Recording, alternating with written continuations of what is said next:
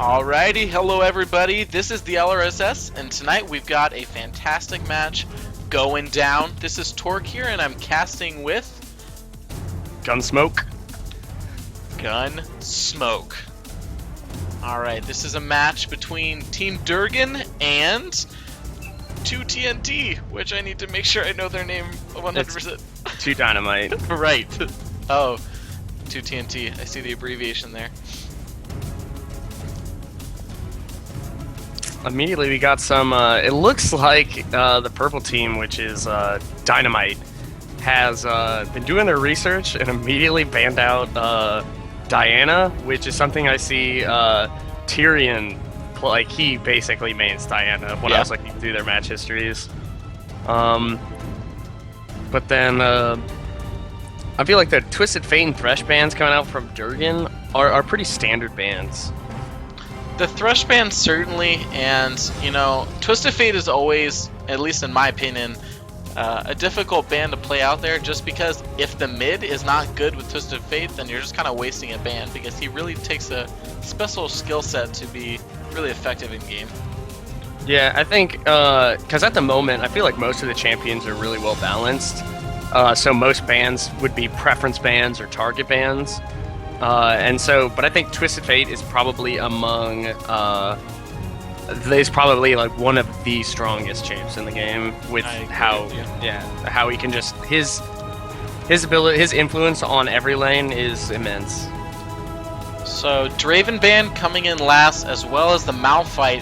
Blitzcrank is left open, and it looks like he's going to be first picked up for Team Durgan. That's exciting. Blitzcrank is one of the biggest bullies in this entire game. I love watching Blitzcrank play. Daydreamin' he's a support for GGU in the LRSS, and he plays a lot of Blitzcrank. Actually, they totally swapped to Shen, so I love Blitzcrank anyway. I do too. I hate playing against him because he's a terror, but right, yep. But that guy, he makes plays. He makes games happen. He's totally a blessing if he's on your team, and then if he's on the enemy team, you're like, rage quit. Forfeit 20. It's even worse when he's on your team and the enemy team has like a top lane Kennen and a jungle Amumu, and he's like, I'm just gonna grab those guys, and it's like, no, you're just gonna gap post for them. So the Shen pick is first picked, and then we're looking at a Sona support pick. I love Sona, to be honest. I main support, and Sona is one of my favorite champions just to play. Her poke is a lot of fun, and a well-timed ultimate can be a game changer. I think if they go ahead with this Nautilus pick, those are, I don't know, all three of these champions are champions I really like. You know, I play a lot of Shen. I dig Shen and his influence. But Sona and Lulu are probably like my two favorite support plays. Like they're so much fun. Like they have good lane presence. They transition really well into late game. Right. And they actually swapped off a Nautilus, who is like the CC master, who got a recent buff, making him, giving him a comeback. But Heckrup's still a good initiator. On the other team, got a Graves lock in. Possibly a Taric. They're switching through supports here. A Soraka would be interesting. No, they're just kind of trolling through. Look at all the supports I have, says Kohen. I got all of them. I think I know he probably wasn't gonna play Soraka. I don't think they'd pick Soraka. Oh, we have a dodge, I guess. Oh, that's always good. Well, same picks, I would assume, and same bands. If we're gonna do a remake here.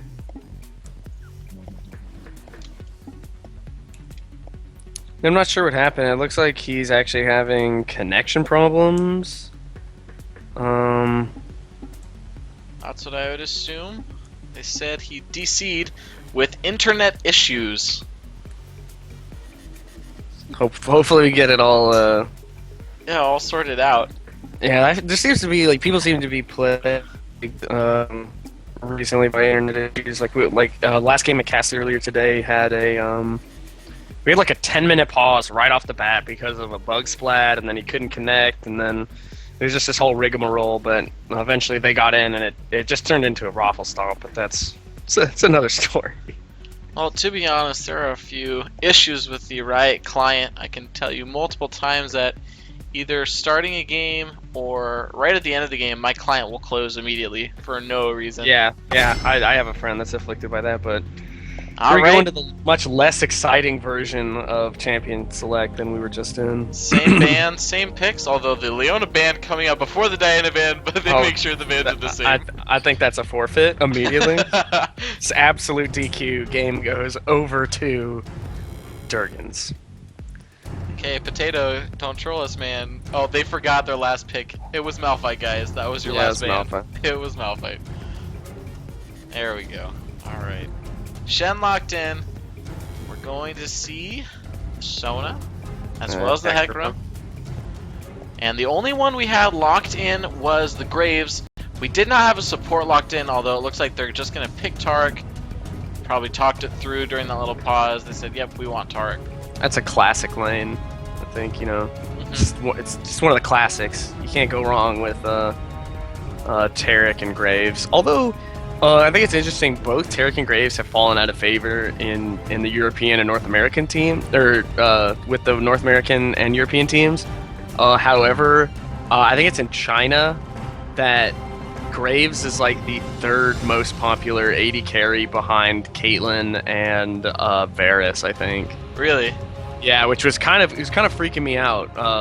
But I love Graves. I think he's super fun to play because he's like all in. He's got the burst. He's got the mobility. He's just fun to play.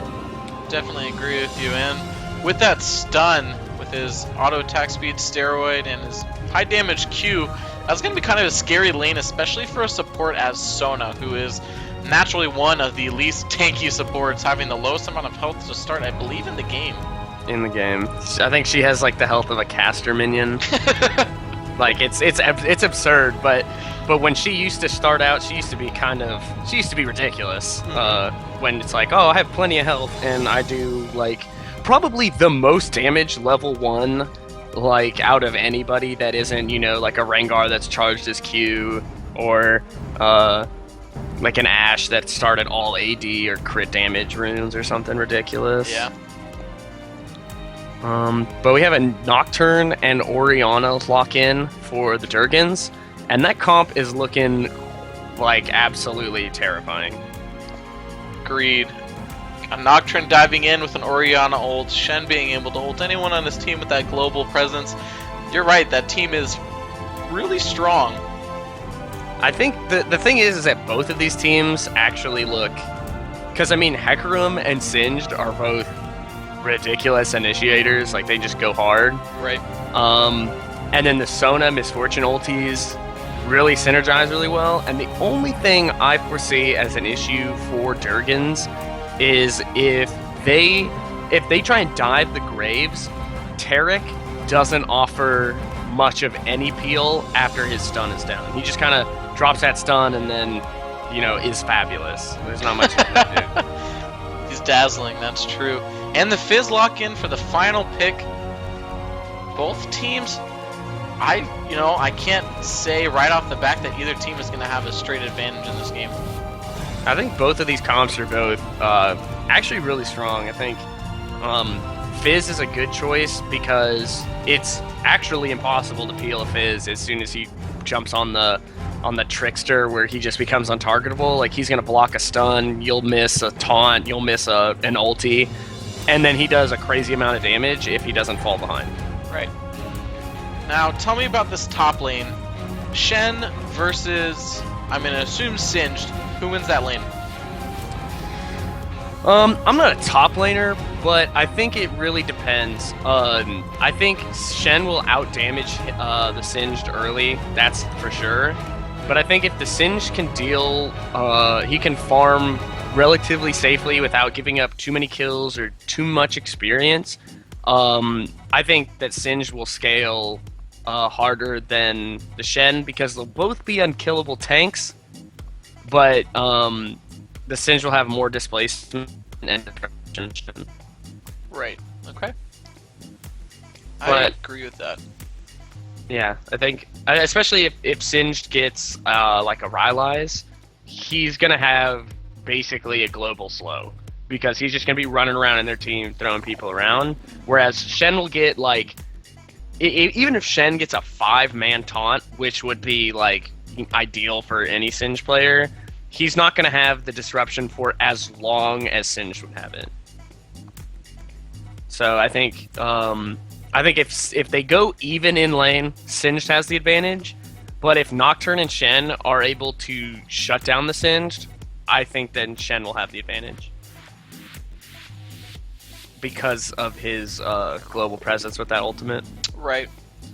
Now, the only thing I'm kind of interested with is with the MF pick, she's a high damage AD carry, especially early game with her Q.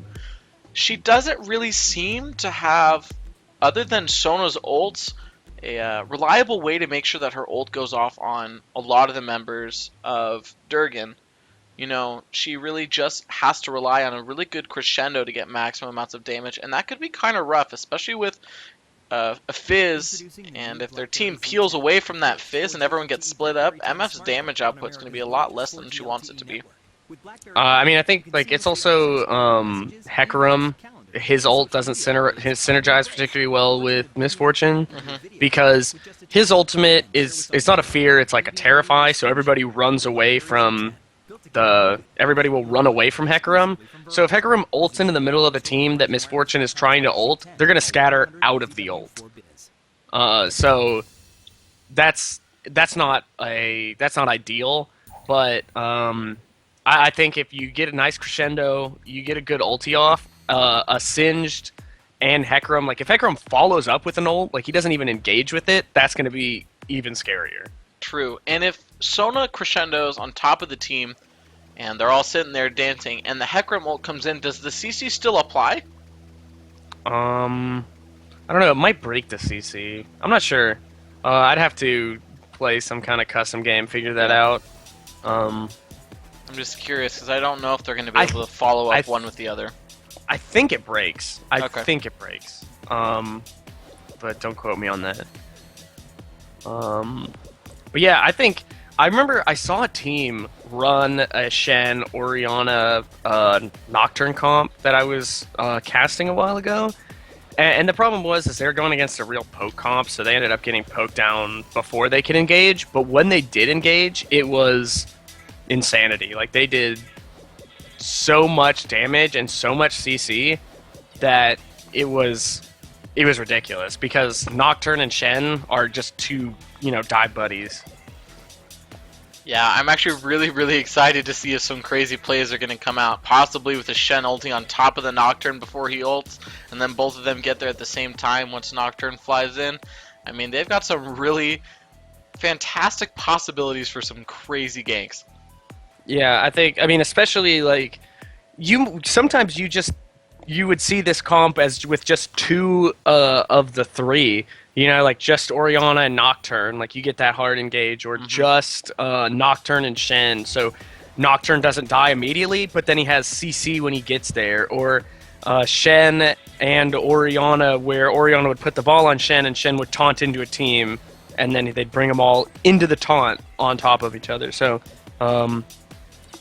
it's really like they just went 3 for 3. They just totally skipped, pick 2 of the 3. It's like, no, we want them all. Right, it's overkill. Yep. They might, however, aside from Orianna, might actually end up be lacking in late game damage. But that goes for the other team as well. Their AP carry is really another source of AP damage late game. Because they both picked lane bully AD carries. Right. It's funny, I'm just looking at the skins here and I own all of them, and it makes me really happy. I think I only have the Arcade Sona and Armor the 5th Age Taric. I am a skin junkie. It's like a disease. I have a lot of skins, but because I have Riot Graves and Mafia Graves, but I got I actually ended up buying Riot Graves, but I have like 1,000 little codes, like the little cards they give you at events. You might have to send me that. I can go. We're best streamer buddies now. Alrighty, and the match begins. Items are being picked up. Jungles are starting the same, both machete pots. everything's looking pretty standard here across the board. Nothing special coming out. I haven't seen somebody start anything but machete pots in the jungle in a long time.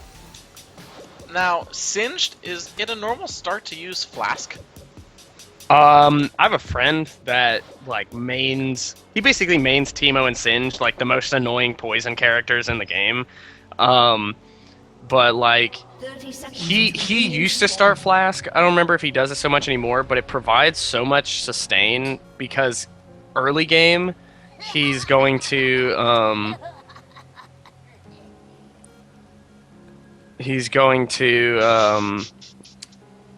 my apologies, I'm distracted by this chat. I know, it's a little bit too much. No, that he actually has to take a lot of harass just to CS early game because he's melee and his poison trail is behind him. So it's just going to help him stay up in the top lane so he can stay up in CS and experience. Very true, and I know that's probably the case against a lot more aggressive top laners, but against the Shen, I feel like, you know, he shouldn't be at too much of a disadvantage just because they are both such close range melee champions, and I think Singed damage output's gonna be a lot higher than Shen's. It will definitely be late game, but Shen's early game damage is deceptively high because that Kai Strike actually ends up doing more damage than most people expect. But then his like Vorpal Blade, I believe it's called, his Q, actually comes off cooldown every about 6 seconds. So he just spams it, and it can be used as a lot of harass. So he's just gonna harass him right off the creeps, like you're, like he's been kind of poking at him right now. Something interesting was that Nocturne actually did not receive a gank for his blue buff. He had to do it by himself and drop Smite, whereas Hecarim was able to get a Smiteless blue. Tark using a Dazzle here to go in on MF. A little bit of poke being traded. Graves actually a little bit more hurt than MF in that trade. Yeah, it's gonna be especially bad for the Graves because of the Sona will heal more than the other one. We got action. Fizz is going in. Yep, Hecarim flies in. Orianna already forced to use her flash. Fizz was doing a lot of damage before Hecarim came in. She's low health. She's gonna have to back. But now Nocturne and Hecarim are dueling it out. Nocturne lands the Feared, gets a spell shield. Hecarim could go down here. Auto attacks are going. Red buff with the slows. Orianna comes in. Fish flashes. Drops the Urchin Strike. He's gonna get the kill. Orianna with the Ignite though. Is Nocturne gonna have enough to finish it up? He playful tricksters out of the Fear, and it looks like he's going to get away under his tower. That was quite an interesting trade in the middle. It was actually just well played by the Fizz. He decided to pick up.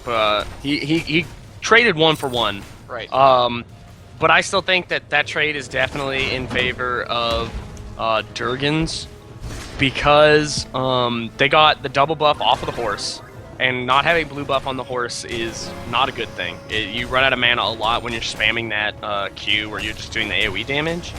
But also they got First Blood. So First Blood always works. Yep. But if you look back down at the bottom lane, we'll see that how Sona has been sustaining Misfortune much better than Taric has been sustaining Graves. Yes. Because Sona has much better sustain than Taric, and Taric offers more. He offers the armor aura, as opposed to the constant heals that Sona is bringing. So, so when you get out traded by Sona Misfortune, it's even worse than you'd expect because they will heal and do more damage than you think. Back in the mid lane. Oh, Fizz once again going in, really aggressive. Urchin Strike. Picking up that kill on Orianna, and that is not good for Ori. Action up in the top lane. Shen and Nocturne going pretty deep on Singed here.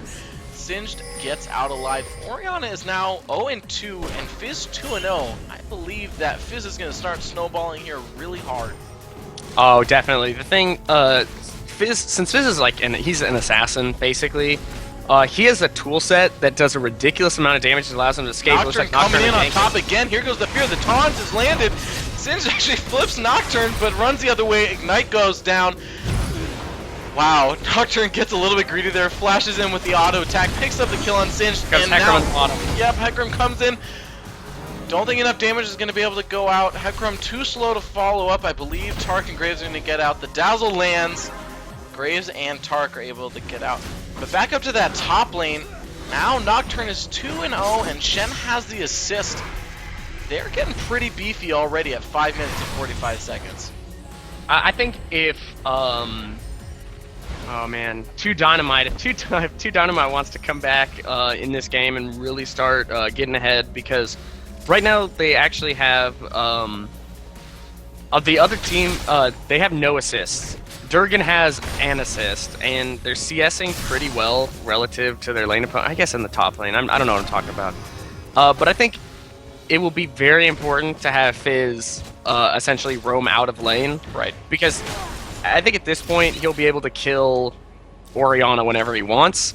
So if he can take that influence and bring it to the bot lane, bring it to the top lane, or kind of go looking around in the jungle with Hecarim, and they can maybe pick up kills to force people back, it will really help bring that advantage. It'll help widen that advantage. Yeah, I mean, having a 2-0 Nocturne is pretty scary. Nocturne gets pretty aggressive, especially once he has ultimate. If he's able to put out a lot of damage to assist his teammates in that gank, they're going to be very successful, because this Hecarim is going to be way far behind this Nocturne. Oh, definitely. Dazzle goes in on MF. Graves drops his Q. MF returns fire. Looks like they're just going to be attacking back and forth. MF trying to kite. Oh man, boy, but another kill in the mid lane. I'm assuming that was Fizz just going balls deep with Hecarim there to help him out. Orianna now 0-3. Yeah, I think this is the point where basically I would push this out. If I was Fizz, I'd push this out. Dazzle and Exhaust going down on the MF. Graves trying to follow up. Tark was doing a decent amount of damage, but Graves was too far behind. Go back ahead when you were saying on Fizz. That I would go back, refill my mana bar, pick up an item, and then I would just run immediately down bottom lane and see if I can get a gank. Because I think even though the Two Dynamites bot lane is actually winning, I think you're going to want to kill on that MF before you leave the lane. Agreed. But Nocturne looks like he's looks like he's going to be building the spirit of the lizard. So he's going to do that burn damage to whoever he hits with a non-damage over time skill. So that will just increase his damage output both in the jungle and in ganks, because it's cheap and it's really cost efficient. We see here Orianna getting the blue buff from her Nocturne. That's a little iffy in my opinion, because when you have a mid laner who's so far behind, it's kind of scary giving up that buff, although hopefully Orianna's going to be able to use it to spam her abilities and stay a little bit safer in lane and build up her tier in the process. I know it tends to be kind of a, oh, here goes a shark in the mid lane. Ultimate drops, Orianna gets out of there. Whew. But I think giving the blue buff to Orianna is, you're trying to do a couple things. Hecarim ultis in on the bottom, knocks Graves back. MF with a beautiful bullet time. Graves might go down, no ignite. The flash from MF comes out, the auto attack finish it. Tark is forced to flash. The second auto attack gets a double kill for MF. Nocturne swings in a little bit too late to help out his team. Yeah, he actually kind of made a risky play by going that close to that thick wall right there. But in the end, it doesn't really matter. He just kind of was able to walk back to lane. But anyway, by giving the Orianna the blue buff, Nocturne, I think, is trying more to give her those abilities. You need to play safer, because now you have a buff that is easily taken. But it's also going to allow her to CS more effectively without getting close. She's going to be able to CS with the ball, with her dissonance. It's just going to lend her a lot of help, but it also kind of puts a big target on her head for Hecarim. And let's take a look at mid lane. Actually, Hecarim coming in for the lane gank, but Nocturne's right there to counter gank behind him. I don't think Hecarim has vision, and now Nocturne is ready to gank Fizz here. And he backs off. Yeah, I don't think that would be. I don't think you want to draw more action in this mid lane than necessary. If you're Nocturne, I think you want to keep Orianna safe and keep her farming, because Orianna really doesn't hit her stride until she's gotten some AP on her, and right now she only has a tier, so her damage output is going to be minimal. But it looks like Hecarim's coming top for a gank. Yep. And Shen is very far pushed. He knows that Singe is a little bit weak. But there goes the knockback. Singe is just making sure that Poison Trail is landing overtime deeps on Shen. But he might go down here. No! Lives with a small amount of health. Heckram's trying to use red buff to slow down that Shen. I don't think enough damage is going to come out. Both are going to have to force to go back. Yeah, the Shen started with the Fizz ulti goes down. Playful Tricksters on top of Orianna. That burst of the Urchin Strike. She ults on herself. Fizz picking up the kill. That was a much closer fight than it has been before, but Fizz able to out damage her. Yeah, I think oh man, Nocturne ulti. Going in on middle. Good playful trickster to get him out of there. Fear doesn't land. Fizz is going to be safe back behind his tower. Yeah, I think that's kind of more that's kind of risky to use that ulti onto Fizz, in my opinion, because the Fear Tether generally isn't gonna land. Because he has the playful trickster, he can get away. He could even Urchin Strike a minion. Oh, look at the Singe teleport bottom. MF Bull Time goes across. Damage is going out. Sona's trying to lure them into this Singe. Tark drops the stun. Both are getting out though. A nice fling coming out from Singe. MF picks up the kill. Graves bursting Sona and a nice flash. I think he's going to be able to get out here. We'll play by the Graves to make sure they went 1 for 1. But he had to burn his flash for that kill. So we'll see if it's worth it. And if the Hecarim or Fizz can capitalize on Graves not having a flash, then that kill was not worth it. But if his flash comes up and he's able to survive because of it, and they don't take advantage of it, then it was a good kill. It makes him even. But here comes action by the Dragon. Yep, Nocturne is definitely caught out here. Here comes the Shen ult. The Fear is dropped on Fizz, but the Hecarim onslaught of shadows landing across both members. Nocturne forced to flash to get out of there. Shen eating the Shark ult from Fizz, taking a lot of damage. The Orianna shield and ultimate comes out on Shen. He's able to get out alive. I can't believe I can't believe they escaped that. That was it's kind of impressive, but they had to burn the Shen ultimate as well as the Orianna ultimate. But now they're probably going to lose Dragon because of it, because they're so low. Unless they can do some kind of impressive insect style, you know, steal. But it doesn't look like it. Low here. The ball goes down on Nocturne. He doesn't have the balls to go in on that. And see what I did there. And they're returning back in lane. Fizz looking to get aggressive on Orianna. Nope. They had vision in that bush. Yeah, I think at this point, Fizz just killing the Orianna over and over is not what he wants to do, because at some point Orianna's not going to be worth enough money just to keep going in. And Orianna actually was doing more damage than Fizz probably expected when he went so low when they decided to fight when he killed him most recently. That fighting is going to be more risky, but I think actually Orianna's build is interesting. I personally, I don't play a lot of Orianna or even mid lane, but going 2 mana regen items is, I think it's overkill, and it really halts her damage output. Right, and Orianna looking to pick up this blue buff again. Fizz also getting Hecarim's, but a bullet time coming across on bottom. Both Graves and Tark are getting low. Sona's doing her best to poke out some damage. I don't think it's going to be enough. This Graves has been a master of getting out alive from these fights. Tark forced to burn his flash, but both get out okay. Yeah, Hecarim behind him. I think he can pick up a double here if he plays this correctly. He doesn't have his ultimate, so it looks like he's just going to have to go hard and fast. Hope he he's letting Tark go comes back, a wave. so it can be a 3v1. Here comes Hecarim dashing in, knockback and the Q. Absolutely obliterated. Yep. Absolutely obliterated. It doesn't look like the blue team is actually going to respond to this. They're going to come bottom, but it looks too late, and Fizz is going to lay down some damage onto this mid tower. He might actually take this mid tower, which will honestly be devastating. That's a lot of gold they just gave up between a dragon and potentially 2 towers. Yeah, the first tower is already down. Fizz just walloping away. This is not looking good for Team TNT here. That was over. That was well over 2,000 gold they just gave up, and that's not looking good, because now they're at a 4,000 gold deficit to Dynamite. But I think they have the comp to come back. Unfortunately, Orion's been shut down. Boy, have to fix something. Fizz going in on Nocturne here. He's forced to spell shield. There goes the Fear.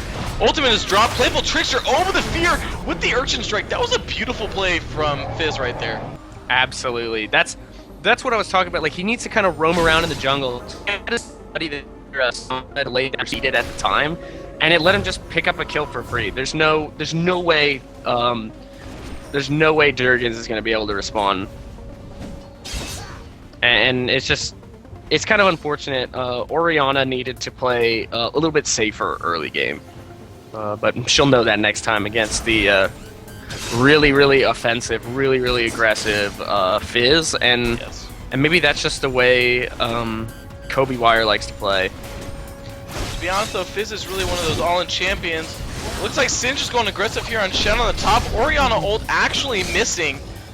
Shen gets the taunt. They're doing enough damage. This Singe could be going down. Ignite has been dropped. Singe trying to do his best to toss people into his poisons, doing his best to kite. But in the kill end, actually Shen given picks up. Yeah, that was actually a kill for Oriana, which, yeah, I think it was her Ignite that picked it up. But again, Playful Trickster in the mid. Yep, Nocturne forced to use his Fear Tether here. I think he might try to get away, but Chum in the Water's landing on him again.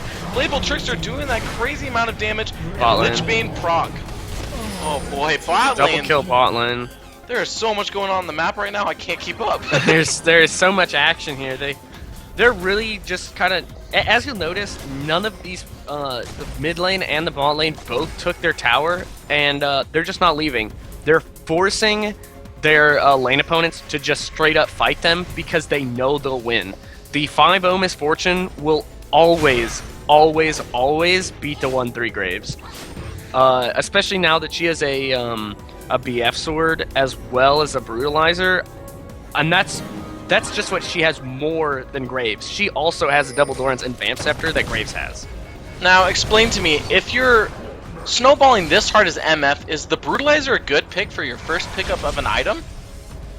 I probably would have gone with the Bloodthirster, because the Bloodthirster gives you, Bloodthirster as an item gives you the most AD just straight up.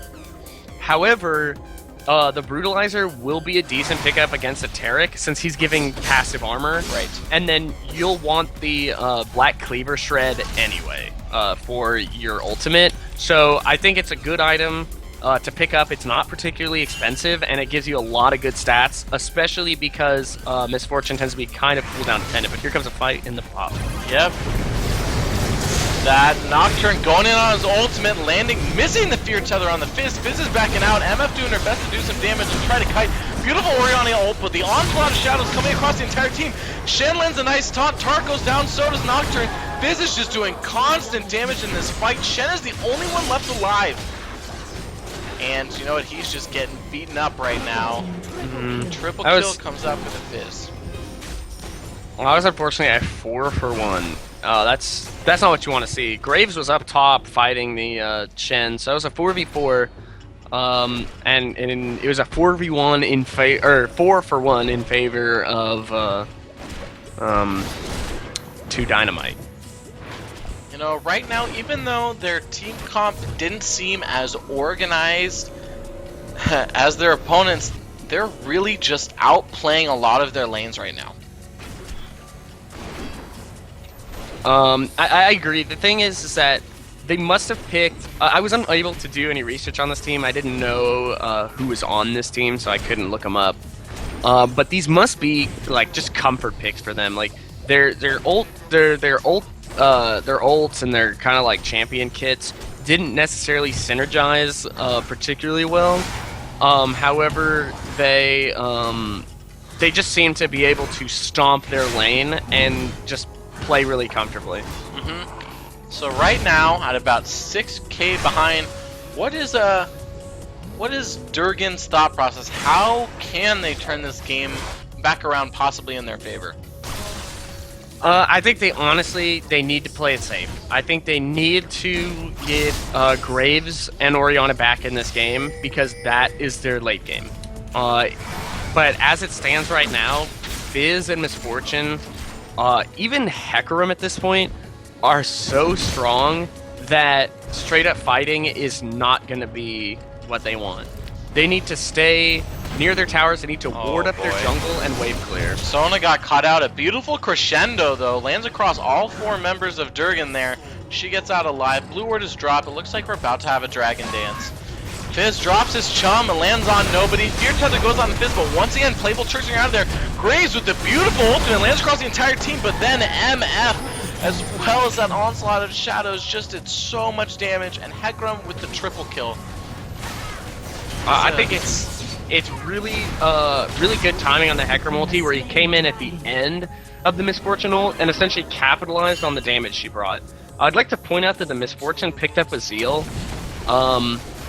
and in my opinion, I don't think you ever need to buy attack speed on Misfortune because, oh wow, Fizz just taking that red buff, and that's mine. But I don't think you need attack speed because she's so much more reliant on abilities than she is auto attacks. Like, you're gonna want to land that double up constantly, and she already has a pretty decent auto attack or attack speed steroid. So basically, you just want to stack AD upon AD, so your ult and your double up will absolutely chunk people. But I think, yeah, right now Durgans really needs to ward up their jungle, try and catch somebody out, and then force a fight, or they need to they just need to sit at a tower and wave clear. I think that's the way they're going to try and pull themselves back into this game. Because you know what? That Nocturne is putting his Fear Tether on that Fizz in every single fight, and every time Furious is doing a great job of Playful trickstring right on top of it, making sure that Fear doesn't land. I believe Nocturne needs to try to focus his CC elsewhere, although it's hard because Fizz is doing a large chunk of damage across the entire team. I mean, Fizz has almost half of 2 Dynamite's kills. You can't ignore him, but it's so hard to focus him. It's kind of like when you have a Fed singed on your hands. It's almost impossible to peel the singed, but you just can't ignore him. Exactly. So hard though, with MF being 5-0, Hecarim being 5-2, and Fizz now 9-0. They've got a very scary team that can provide a lot of damage from the back and then just go all in. Exactly. They have a ridiculous amount of burst. If they land a double up and 1 Fizz combo, I'm confident they could basically insta-gib anybody but Shen. Shen's doing a good job getting tanky, but it is now 5v4 in the middle here. Sin just farming top. It looks like he's going to start swinging mid. They might be looking to pick up their second tower of the game here. Durgan just doing their best to take advantage of numbers. But a beautiful crescendo. Onslaught of shadows come across the entire team, as well as the bullet time. This is going ballsy. Playful tricksters. Great move. Urchin strike comes across, and that is a 5-for-none in favor of TNT. Asu. I think, you know, I don't want to leave anybody out with the praise. And I think not Misfortune, my apologies. I believe this Sona has actually been playing absolutely impressive with her ultimates, and her lane poke basically kept Misfortune in charge of the lane, even though Misfortune was basically riding the coattails of Sona. And I think as someone that plays a lot of support, such as myself, and you said you're a support main, that people don't seem to understand that supports win lanes, not AD carries. Yes. Like 100%. An AD carry is there to A-move creeps, and the support is there to basically fight the other support for lane dominance.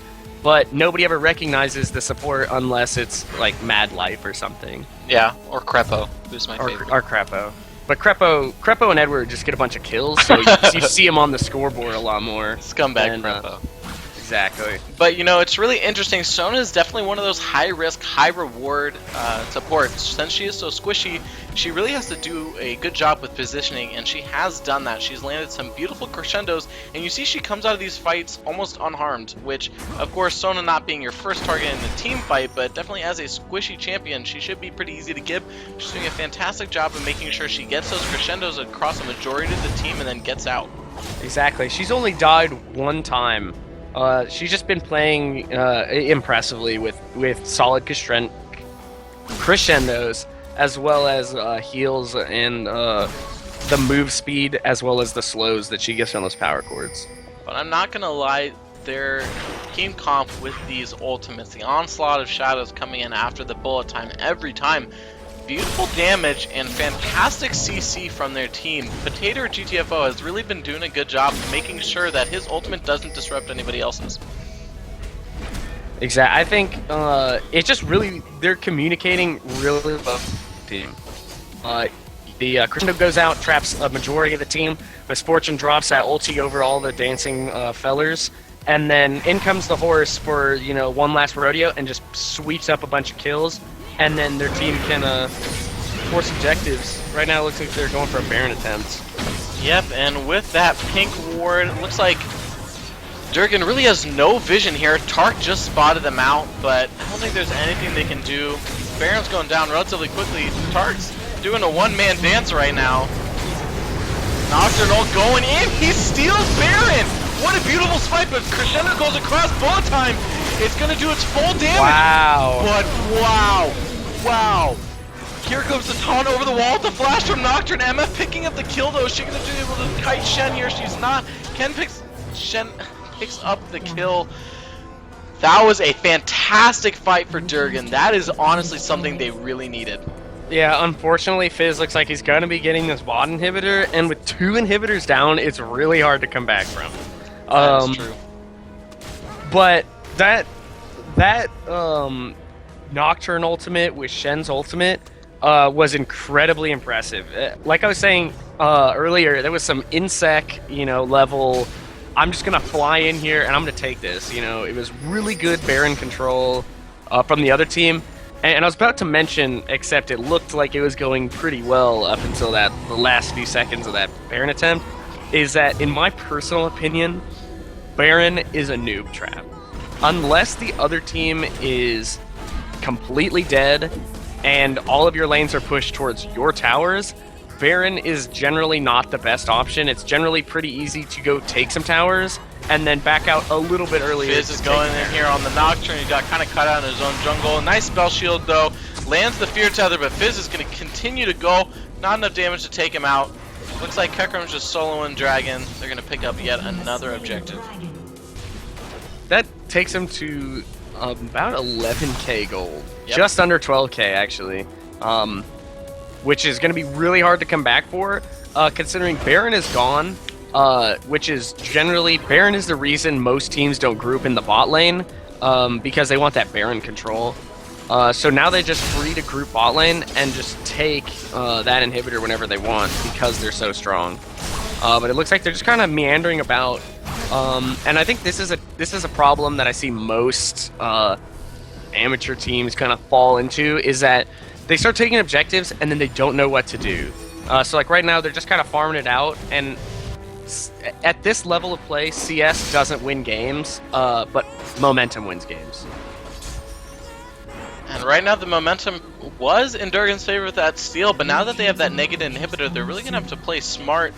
It looks like there's going to be possibly a team fight bottom. They're grouping up, or it looks like they're just going to go in for this inhibitor. I don't think there's much that Durgan could do to stop if they just kind of bull rushed it with all 5. I'm looking at Shen's build. And it's kind of freaking me out, because he's got the Warmogs, pretty standard for Shen, but then he has a Cutlass, which I can only assume he's looking for Blade of the Ruin King. I don't know why Shen would build a Gunblade, and then a Negatron Cloak. It just seems like a really schizophrenic item build, and it doesn't seem very cost efficient. But here comes Engage. Flies in. Hecarim knocks him back at Crescendo across 4 members, and there goes the bullet time. Chum in the waters. Nocturne actually spell shields out of it. Flash going in, the spell shield, but Fizz insta-gives Graves. Hecarim with a nice come across, and the Shirelias, it looks like they're going to finish up here. Fizz picking up a double kill. Nocturne tried to hide under the last 2 turrets, but with 5 men still up for TNT, Nocturne is just forced to kind of run around, try to distract while they're not taking towers. The inhib has come up middle, but they are just working on these turrets here. This could be GG. I think this is definitely GG, and I'd like to point out that Singe is actually just straight up tanking, like he's just face tanking those towers, and his score isn't particularly impressive, but because he basically went even in lane with Shen, he actually became much more powerful. So looks like it was going to be GG first game going in favor of 2 Dynamite. You know, that was just some spectacular play. They had some beautiful synergy with their ultimates all throughout the game. I don't think Sona missed a crescendo once. No, that last crescendo where she hit the 3 people engaging as well as the tip just hitting Graves, causing completely out of the fight, and then just coming in there and just, Melting 360 fade. dunking him. Yeah, like it was beautifully played. But while we're giving props to Dynamite, I'd also like to say that I'm sorry, can't remember team names. Just not very good at this. Durgan, thank you very much. That Durgan had some really good engages, like at the Baron, and actually played relatively decently, considering they were so far behind just from that early pressure. So, I think coming into this next game, they'll maybe be more aware of what they want to ban, but they'll have to kind of reset, and they can't think of that last game as the end-all be-all. They need to just recoup, think about how to fix it, and then go forward. Now, what kind of ban do you think you're going to see coming across here? Sona MF, that was really an aggressive bot lane that carried into team fights. Do you think that ban is going to be coming out, or? I think I wouldn't recommend banning.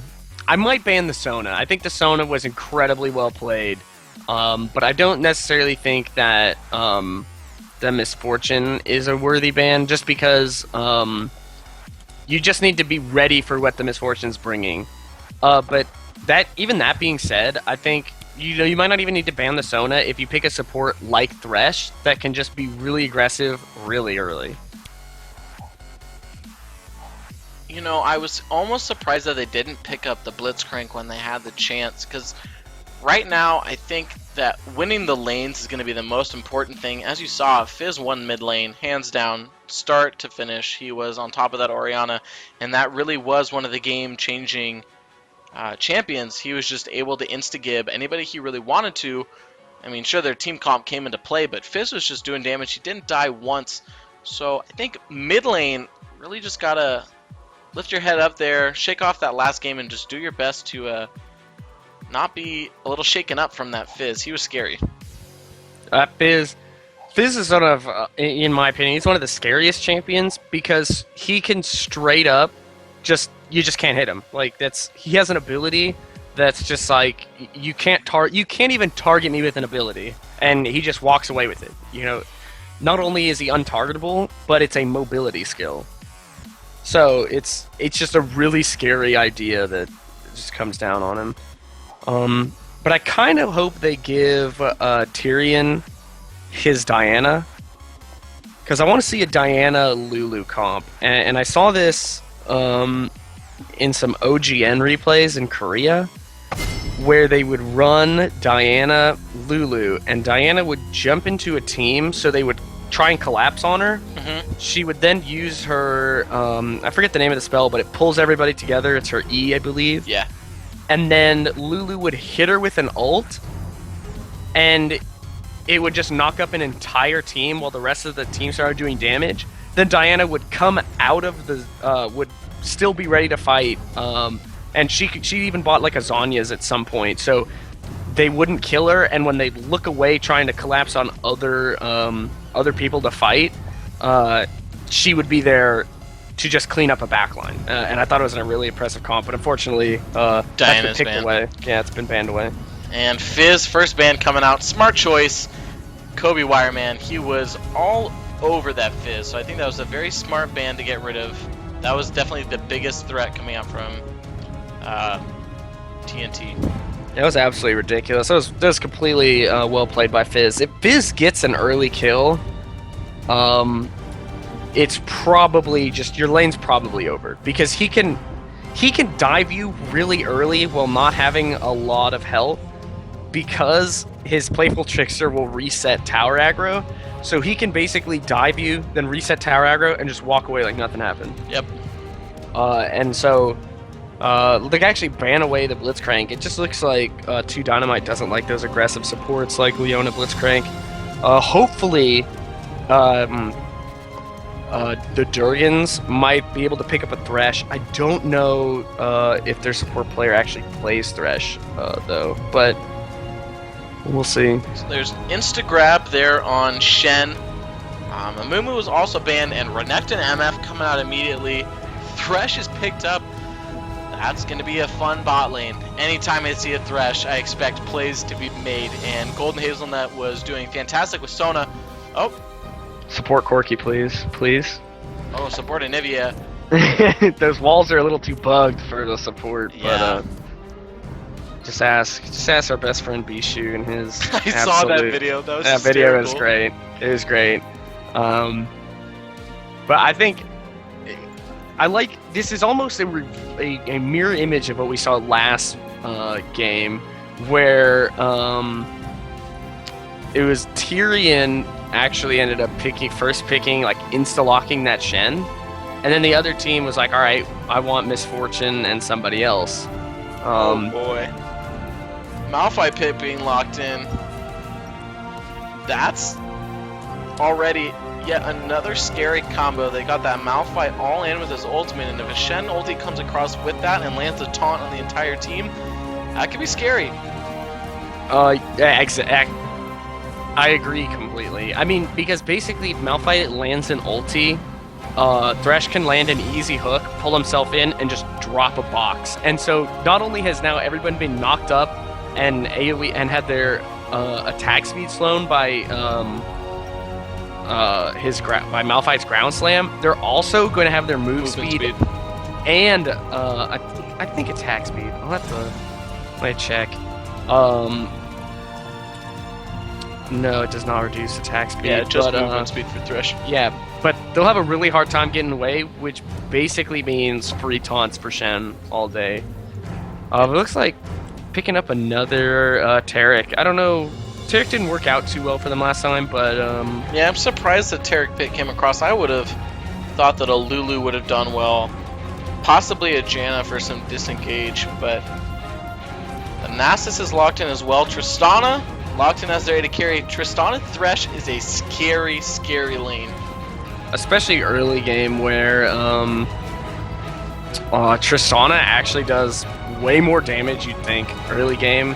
It's her mid game that's really weak. So if she can actually propel herself through her weak mid game by snowballing early, she'll have a good time. But if Misfortune actually beats her early, Misfortune is going to get stronger mid game, and Tristana's going to get weaker, and they're just going to open this deficit that unless two Dynamite can actually hold it back, they're going to be in trouble. Now, Elise being picked up, I'm assuming that's going to be a mid Elise. Just based off the comp that they've set up, they have got themselves a very, once again, CC-oriented team, but with high damage output. I agree. I think it depends how this Elise gets played. I have a friend that likes to run Elise as a tank and kind of like a tank melter. Okay. But a lot of people like to play her as an assassin, and if she goes mid, then she's probably going to be looking at being a high damage assassin. And the Anivia pick coming in. I'm not necessarily concerned for TNT, but I'm just confused. Once again, I'm seeing a lot of champions for, oh my gosh, now I'm the one forgetting. Durgan, there we go. I'm seeing a lot of good champions, but once again, not a solid composition coming out. Yeah, I think it's... Maybe they just didn't want to look for like a gimmicky composition, but I think they could have... I wanted to see maybe when they had the Renekton pick, I really wanted to see maybe an AD mid laner like a Zed or a Kha'Zix or even a Jace.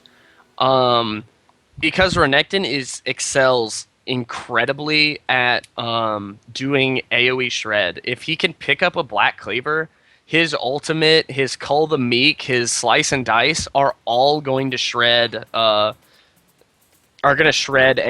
which will make Misfortune's damage go through the roof, who will already be AoE shredding. And Taric shreds armor, and they would have had a really impressive shred comp. Even Nasus shreds armor.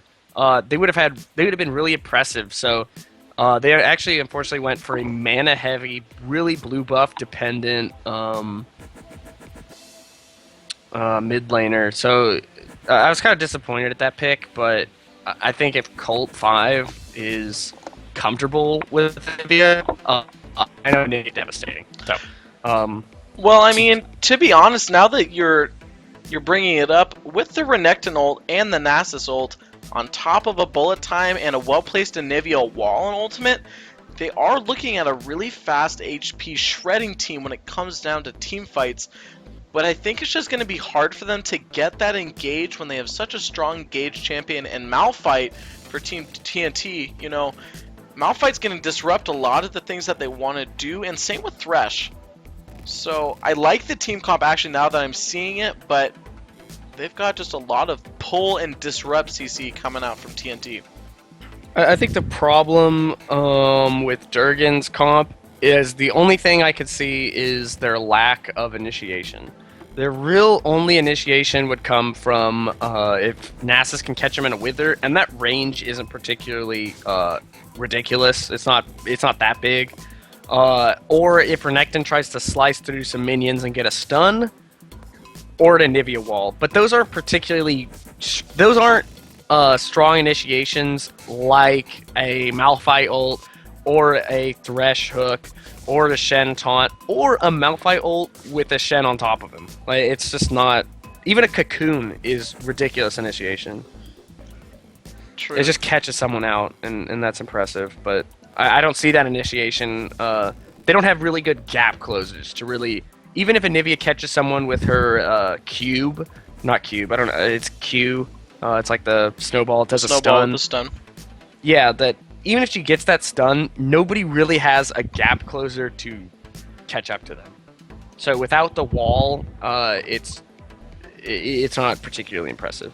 Yeah, this game is really going to come down to whoever has the superior positioning, because each team has, well, TNT has the better engage comp, but if Durgan can get the pick that they really want, I think they could snowball a team fight. So it'll be really interesting to see how that progresses throughout the game.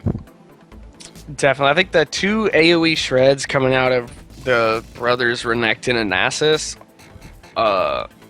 will actually be way more damage than I think most people would expect. But they're also really, really baity as far as... their increase in health goes. They can, like, oh, you know, like, I'm going to engage on Nasus, he's going to be an easy kill, and then he's just going to ult himself and wither, and you're just going to be kind of baited into a fight. Same with Renekton, who can ult himself and then stun. But this actually, they're actually having a role swap. I totally missed this, but Tyrion, wasn't Tyrion the mid laner last game? I'm trying to remember. I'm pretty sure. He was, because you were talking about Tyrion's Diana. Yeah, but he's top lane now as Renekton. Unless he's playing mid lane Renekton, which would just be bizarre. Yeah, especially because Anivia probably would have farm advantage over a Shen. That could be an interesting lane swap. I think the problem there, though, is that because they're purple side, blue buff is not on the top half of their map. Right. It'll be on the bottom half. And Anivia is ridiculously blue buff dependent, because if you don't have a blue buff and you just drop that wall, you're going to be out of mana. You can have, like, 6 Athene's Unholy Grails and run out of mana. And, you know, they don't stack, but hyperbole doesn't work unless you build all of them. Unless you're really, really thirsty. I'm also really excited for this bot lane. You know, like I said, Thresh I think is my favorite champion in the game currently, even though with his quote-unquote nerf giving us extra damage to his flay, I still think he is God mode when it comes to making serious plays with his lantern and his pull. That death sentence is so scary. The thing, I know a couple of friends of mine really hate. They're actually lane swapping Tyrion's looks like he might be going bottom. I'm not sure. Might be an invade strategy. But they actually really hate Thresh, and they're just like, he has no counterplay. And the thing is that Thresh is a playmaker, and if he's behind, he can't make plays. So you either need to stomp him early and make sure he can't make plays, or you need to bait out his hook because of its cast time. You should be able to kind of dodge it or know that he's at least throwing it at you. Oh boy, and it looks like an invade is being set up here. Elise is going to face check this bush. She's going to get caught out. Insta-gib, first blood, going to Colt 5 on Anivia. Wow. 30 seconds until minions spawn. That was impressive. I'm pretty sure Renekton actually started his W, his Ruthless Predator, which just... They basically perma-stunned her. They had the stun coming out from Taric, they had the stun coming out from Renekton, they had the stun coming out from Anivia. It was absurd. I mean, it was overkill, but it landed him a first blood and 4 assists, which really gonna put him ahead. But it looks like blue team is actually stacking by the enemy blue buff. Let's see if we'll have some more action coming in. It'll be a 3v3 if this fight chooses to happen, but Elise spots him out, and she's going to come in behind.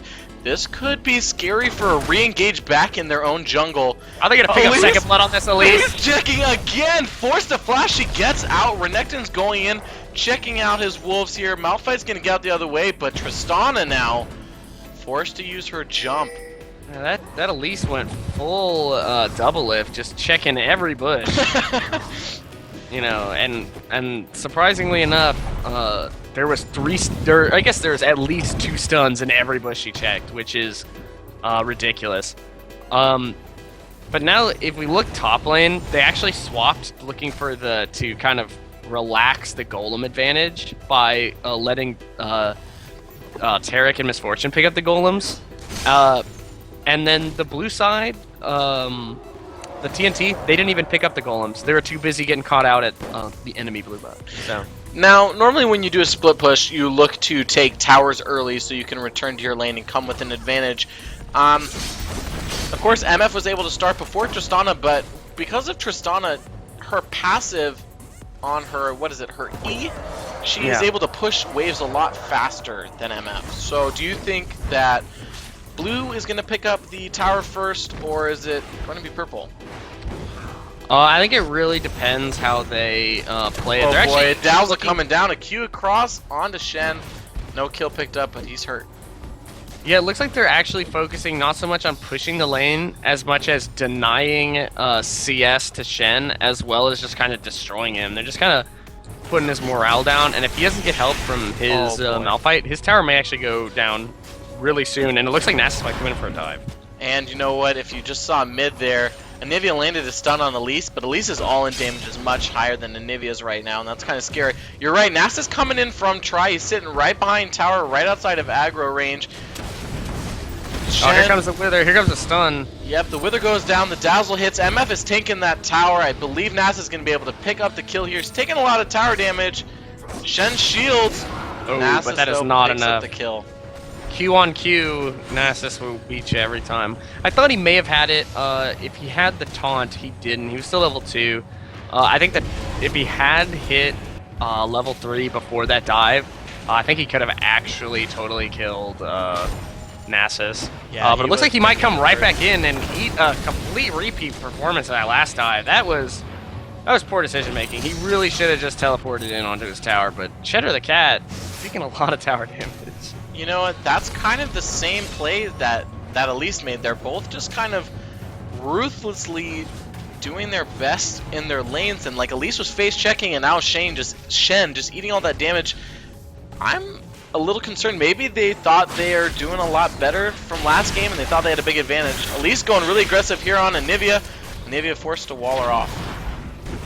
I think it's interesting. I think Elise could still, if you're walling him off at that proximity, I'm pretty sure Elise can still hit you. Like her Q will just kind of hit you through the wall, if I'm not mistaken. But she'd already used her repel, so yeah. The repel wasn't going to be a factor there, but I think she would have definitely been able to get one ability off. But luckily, Anivia still got the egg. Potato or GTFO still hanging out in the bot lane.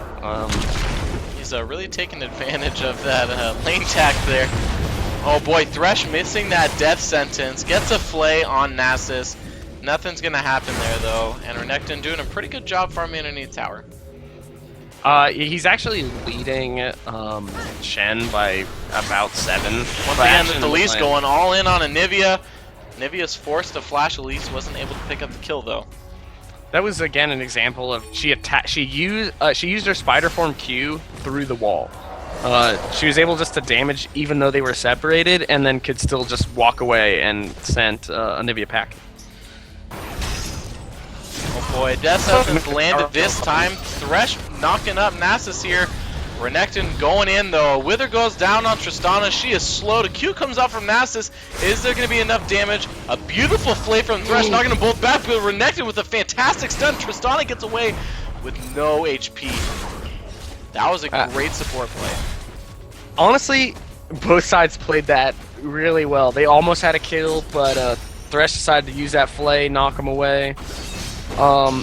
Ooh, the Death Sentence is landing in the bot lane. Oh, but Shen's going aggressive on the MF. Taunt gets under tower, but she's able to back up. Good God, my words are getting tangled up here. They may be even caught in Elise's cocoon. Or something to that effect. It looks like this top tower is going to go down a lot faster. Actually, they're both really low, but the ball laners are not there to take it, so maybe they could get it off, but here comes Malphite for gank. He is coming in behind here. Beautiful taunt landed on Shen. Catch MF off guard. Nice dazzle from Tarek, able to stop Malphite's advance. I believe MF is actually going to be able to get out here. Is Tarek, though. He's doing his best to just hustle. He's trying to get under his tower. A nice dazzle on Malphite. Good disengage there. They get out alive. Impressively played. Nice dazzle to disengage at the beginning, and he basically, the squishy MF, he's like, go ahead and run, I'll tank this damage. And he was just so tanky that even though both of those people were constantly laying down damage, he was basically perma-slowed. It didn't matter. He was so tanky, he was just walking right out of it. It was impressive. To pick up blue buff here. Yeah, if I was Potato or GTFO, I definitely would have tried to go for generally blue buffs come out around the 7-minute mark, depending on how quickly they were taken. So if I was the Malphite, instead of going top, I probably would have looked for an invade with Elise and maybe even Thresh, trying to take away that blue buff, because no 7-minute blue buff on Anivia would be absolutely devastating and would let Elise bully Oh her. boy, a nice dazzle. Forced the cleanse out of Tristana. She hops. MF whacking away at Thresh here. Looks like they're going to be able to disengage. They saved their tower though. And you know what? Right now, Durgan is playing pretty spectacularly. Oh, I'm glad to see they're able to make a comeback with aggression in the mid lane. Oh, wow. Anivia forced to go down in her egg, though. Shen ultimate coming on top of this Elise. Malphite whacking away at the egg. Potato or GTFO picking up that kill on Anivia. Unfortunately, Egg Nivea was not Potato Nivea, so he told her to GTFO. Oh, looks like we got to fight at the bottom lane. Ooh. MF with a nice double up there. Picks up the kill on Thresh. And up top, Renekton going a little bit aggressive on Shen. I think it was interesting because I guess that teleport was actually stopped by Renekton, so it wasn't that big a deal, but that ultimate coming out from Shen was just kind of wasted because Anivia was in egg form, and that ignite surely wasn't going to kill Anivia, wasn't going to kill Elise. Yeah, and plus Malphite was right there anyway, so he probably would have been better served just saving it. But maybe he picked up an assist, and that's maybe what he was looking for. Oh, looks like this top tower might go down. Yeah, it's interesting. They actually reversed that lane swap before either of the towers went down, so I don't know what that was about. I think I've actually seen this before. Is that instead of actually going for the tower kill, they'll look for they'll try and pick up an early kill, which they completely did, and then they'll transition bottom and basically say, our top laner is gonna 2v1 you and play very, very passively, where we're just gonna go hyper aggressive onto your top laner, try and pick up a kill, then come bottom for even more of an advantage. And at this point, it looks like they might end up being a tower ahead, seeing as their bot tower is also taking. And Nivea caught in a cocoon, trying to wall off that Elise, forced the flash, but Elise repels up into the air. A nice Nivea ult for the stun, but it's not going to be enough as Elise is chasing, lands her neurotoxin, gets the kill. Well played. Maybe Nivea wasn't the best choice against Elise, but I can't really blame it because Elise is a really weird pick in the mid lane. I've only ever seen it once, and it was because a friend of mine was kind of trolling around, being weird. So I didn't really expect to see it like this, but he's doing a really good job with catching that Nivea and off Elise guard. is swinging up top, looking to make a gank, but there's lots of action going down in the bot lane as well. A nice death sentence. Catches Nasus, but Nasus forced ult, gets out alive. Exhaust goes down on MF. Tark's doing the best that he can to do damage. Tristana knocks back the Taric, and it looks like we're going to disengage without any deaths here. But Elise going down on that Renekton, forced ult, and a Neurotoxin gets, no, I believe it was an auto attack, picks up that last It damage does. there. Bizarre flash coming out from Chen, trying to pick up a kill. Elise got it just fine. So that's another cooldown burn for. Yeah, maybe there's a little bit of lack of communication with their Shen. He's really trying to make plays and pick up kills where Elise certainly is getting the job done. Yeah, but you know, in the end, it doesn't really hurt too much. That ultimate wasn't needed in the time that it came out. But something I'd like to note in the bot lane is that was a ridiculous 3v3 in the bot lane where pause coming out. 3v3 in the bot lane that basically nobody died, but everybody took a ridiculous amount of damage. And there was once again really good positioning and a nice ultimate coming out from Nasus that saved himself there, and MF almost picking up the kill with the help of the Targ, but once again that was a great fight. And it looks like the MF Super Raven getting some hard lag, and that's why we're doing the pause. Well, I mean, at the moment, I want to take a look at the CS really quick, because right now it's 3-3 in kills, but it's 0-0 in towers, and nobody has taken this dragon yet. But somewhere, the Durgans have picked up about a 1,000 gold lead, and if we look, then it's really coming just straight up from their CS, where there's about 20 farm difference between Shen and Renekton, and then there's just under about 15 CS, 15-16 CS between the 80 carries, as well as between the Elise and the Anivia, there's about 10 CS. So that's probably where they're picking up their 10 kill lead. Also, it might be coming out from the assists. We only see 3 total assists for TNT. For TNT, there's been a lot of solo kills, whereas we have 7 assists over on the Durgans, which just mean that their team has been really involved in their kills. But 4 of those assists coming straight from that first blood. And you know, once again, we're really seeing Kobe Wire going off in the mid lane right now. He has been able to take advantage of Colt 5, and Elise is also a really scary champion to play, especially if she's going full AP. I'm going to switch back over from gold to item view. She has that Haunting Guise, which is going to build up into the...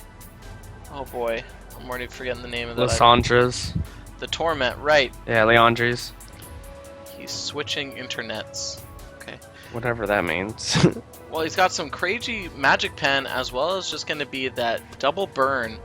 And Elise is going to get very scary when she can dive in on top of, you know, preferably MF or Anivia, and wreak havoc in team fights and shut down a lot of the damage coming out from either MF or Anivia. I mean, I see it a lot. Or back, I used to see it a lot. A lot of people now play Elise support instead of top lane. But building a full penetration build is something you actually used to see a lot. It used to be kind of like a Rumble ulti, or not ulti, a Rumble build, where Rumble's base damages are so high that if you just built penetration with a little bit of AP, that you actually did a ridiculous amount of damage instead of having to wait for those late game like Rabadons or Death Fire Grasp or Zanyas or what have you.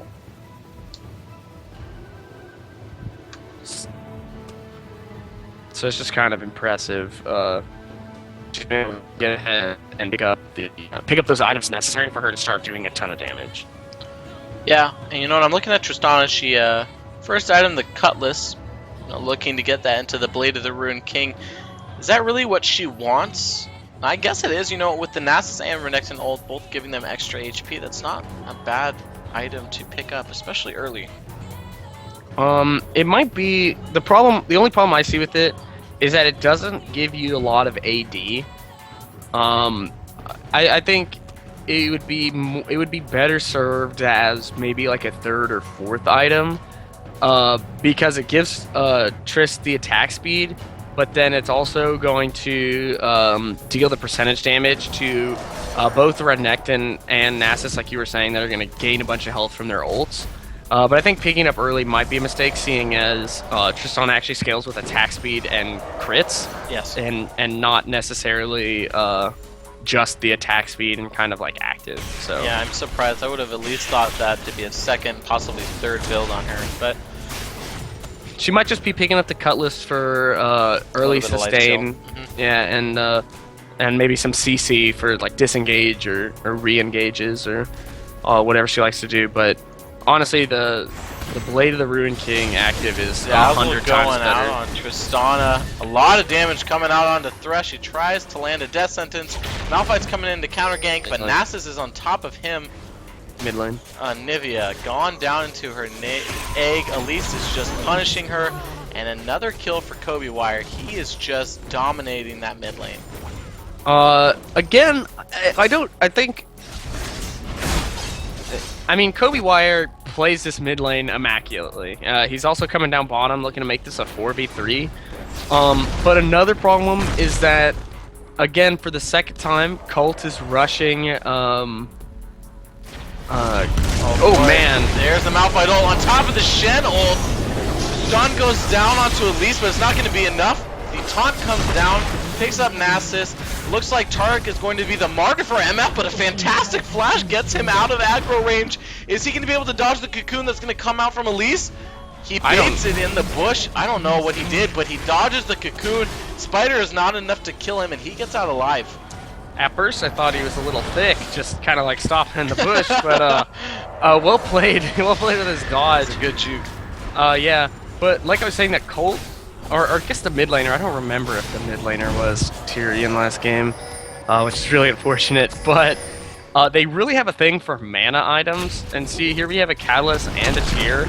Both of those are necessary, but when you're so far behind the Elise is just going to out-damage you when she's building just straight-up magic penetration and AP. So she's really not looking to compete, and unfortunately should probably just be hanging out by her tower, make sure her tower doesn't go down with that ultimate. And you know, that being said, once Anivia has dropped her wall, she has no real way to escape from this Elise, who has multiple ways to kind of jump on her, so those mana items, I don't really know that Anivia needs to be necessarily a sustainy, but possibly doing a little bit more poke so Elise won't engage on her, but this is just going to be a continuously tougher and tougher lane for Colt 5 as he's doing his best. You know, if I was him, I wouldn't be pushing the lane, I'd just be trying to hide under tower. If he can push the lane and then leave the lane, I think that would be perhaps his best choice. I think something that people don't always understand when they're kind of losing lane is that they feel like when they're losing lane that they need to be really passive and really and just kind of basically let the opponent dictate the lane. And something I've come to find out is that if you're losing a lane, just kind of push it out and leave, just straight up, because nice repel, dodging it, dodging the stun. She drops down onto Targ, lands the stun and the Neurotoxin, and the spider goes out, and Nivea drops her ulti. MF, a nice wall coming out, the double up lands, the exhaust goes down, and the MF bullet time picks up the kill on Elise. That took 4 members of Durgan to pick up that Elise, but they got it. I think it was well worth it. That's a blue buff picked up on the Misfortune. Misfortune really excels with blue buff with the cooldown reduction as well as the mana regen. Oh, the death sentence for the Thresh to come across. I don't know if that was a good choice. That looks like an absolutely poor choice. And just like that, Durgan's come right back into this game and actually take the lead by about 900 gold. I'm really excited. That was a fantastic play. Thresh, of course, I believe he was trying to come in on that minion to protect the tower, but he was a little bit late. Renekton now going balls deep on this Malphite. The stun comes out. Tark does his dazzle, and another kill. Here comes Shen. I don't think they're just going down 1-1 and 1-1. Oh, he actually gets walled off, and that damage. I really don't think that TNT was looking for 5 different 1v5. Oh, Nasus with a beautiful kill! Red buff gets the kill! Well done on Cheddar to Cat. Cheddar to Cat, really showing his claws there with the really nice Spirit Fire and the engage. That was, I mean, I'm just gonna count them out. We had the Elise first, and then we had the Thresh, then we had the Malphite, and then we had the Shen. They all went in 1v5. Or I guess the Elise, to be fair, was 1v4, but it was 1v4. Oh, MF stops the recall on Tristana, and Nivea's here as well. She has to use her jump to get out, but MF, a good wall for the slow. It's not going to be enough. And Nivea's Q just missing, not able to get that stun. Oh, exactly. I think that I'm not sure. That might just be kind of I see it a lot in solo queue, but then again, I see a lot of things in solo queue that I wouldn't necessarily want to see here. But it was that kind of, they were just kind of out of position. The Shen just decided to walk through the team. The Malphite decided to defend a tower that there was really no hope in defending. Elise just got really cocky, even though she basically only had a couple kills up, and really wasn't going to be able to 1v3 particularly efficiently. So I think kind of like at the end of the day that was just kind of a series of mistakes that took their lead and not only neutralized it, but gave it over to Durgan.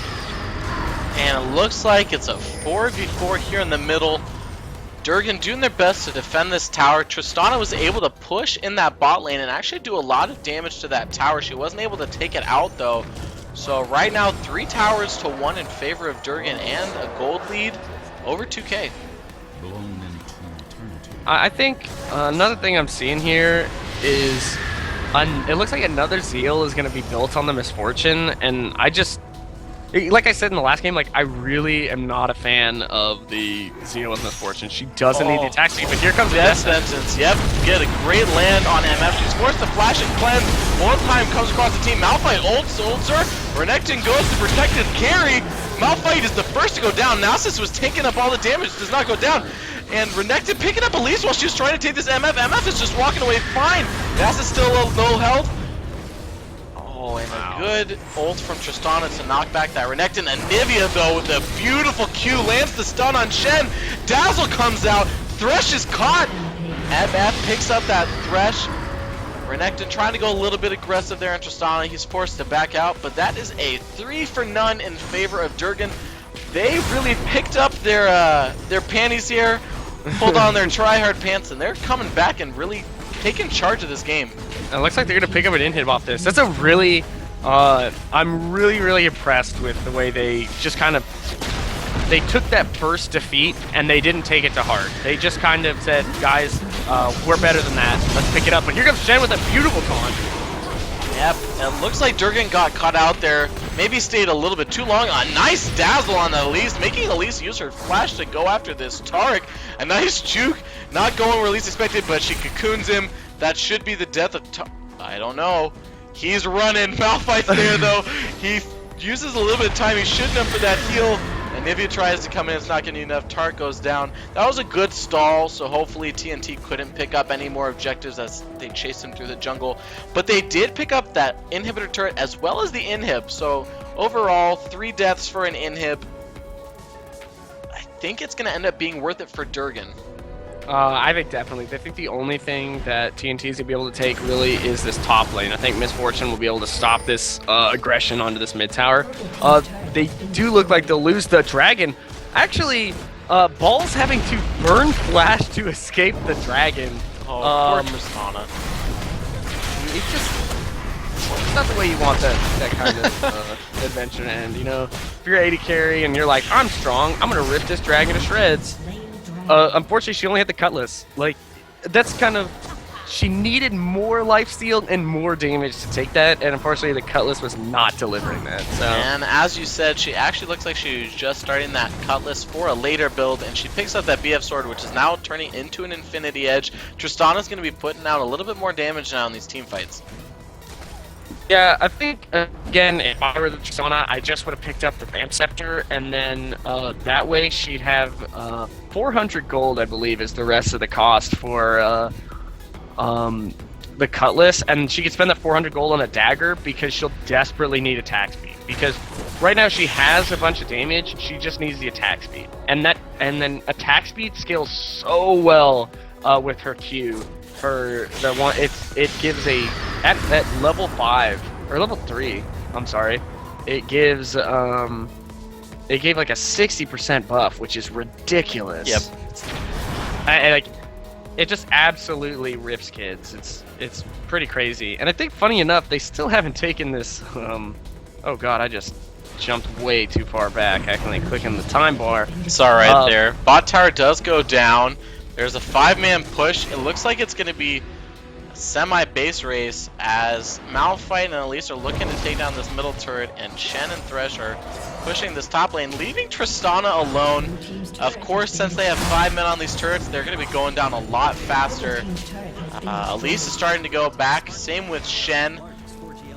It looks like they're actually just kind of pushing in. I'm not, Shen is actually going to keep pushing that top tower. Thresh is backing now. Elise is back. Malphite's going to run in to try to close them from behind. But an inhib turret, they didn't react fast enough. They did not get anywhere close to as much as Durgan did. TNT, Shen now pushing that tower. If I'm not mistaken, they picked 3. They picked up 3 towers for what will be 2 here, right? And they picked up all of bot. And something to note is that taking that bot inhibitor while Baron is up is incredible for map control. It's gonna force someone to stay in the bot lane. And then they'll be able to try and force a Baron and force either a teleport, a Shen ult. They'll try and force some kind of cooldown, and then even then they can just back off of the Baron, and then push them lanes, and then come back to the Baron because super minions will continually push that bot lane. Yeah. You know, MF used her bullet time to try and stop that Shen from taking the tower. He was able to successfully take the tower. So overall, 7 towers to 4, an inhib down in the middle, 10 kills to 8 in favor of Durgan, and they've actually, TNT has closed the gold lead. It's now just down to a little bit over 1k, so they're definitely staying in it, but dominatory game is not happening in favor for TNT like it was last match.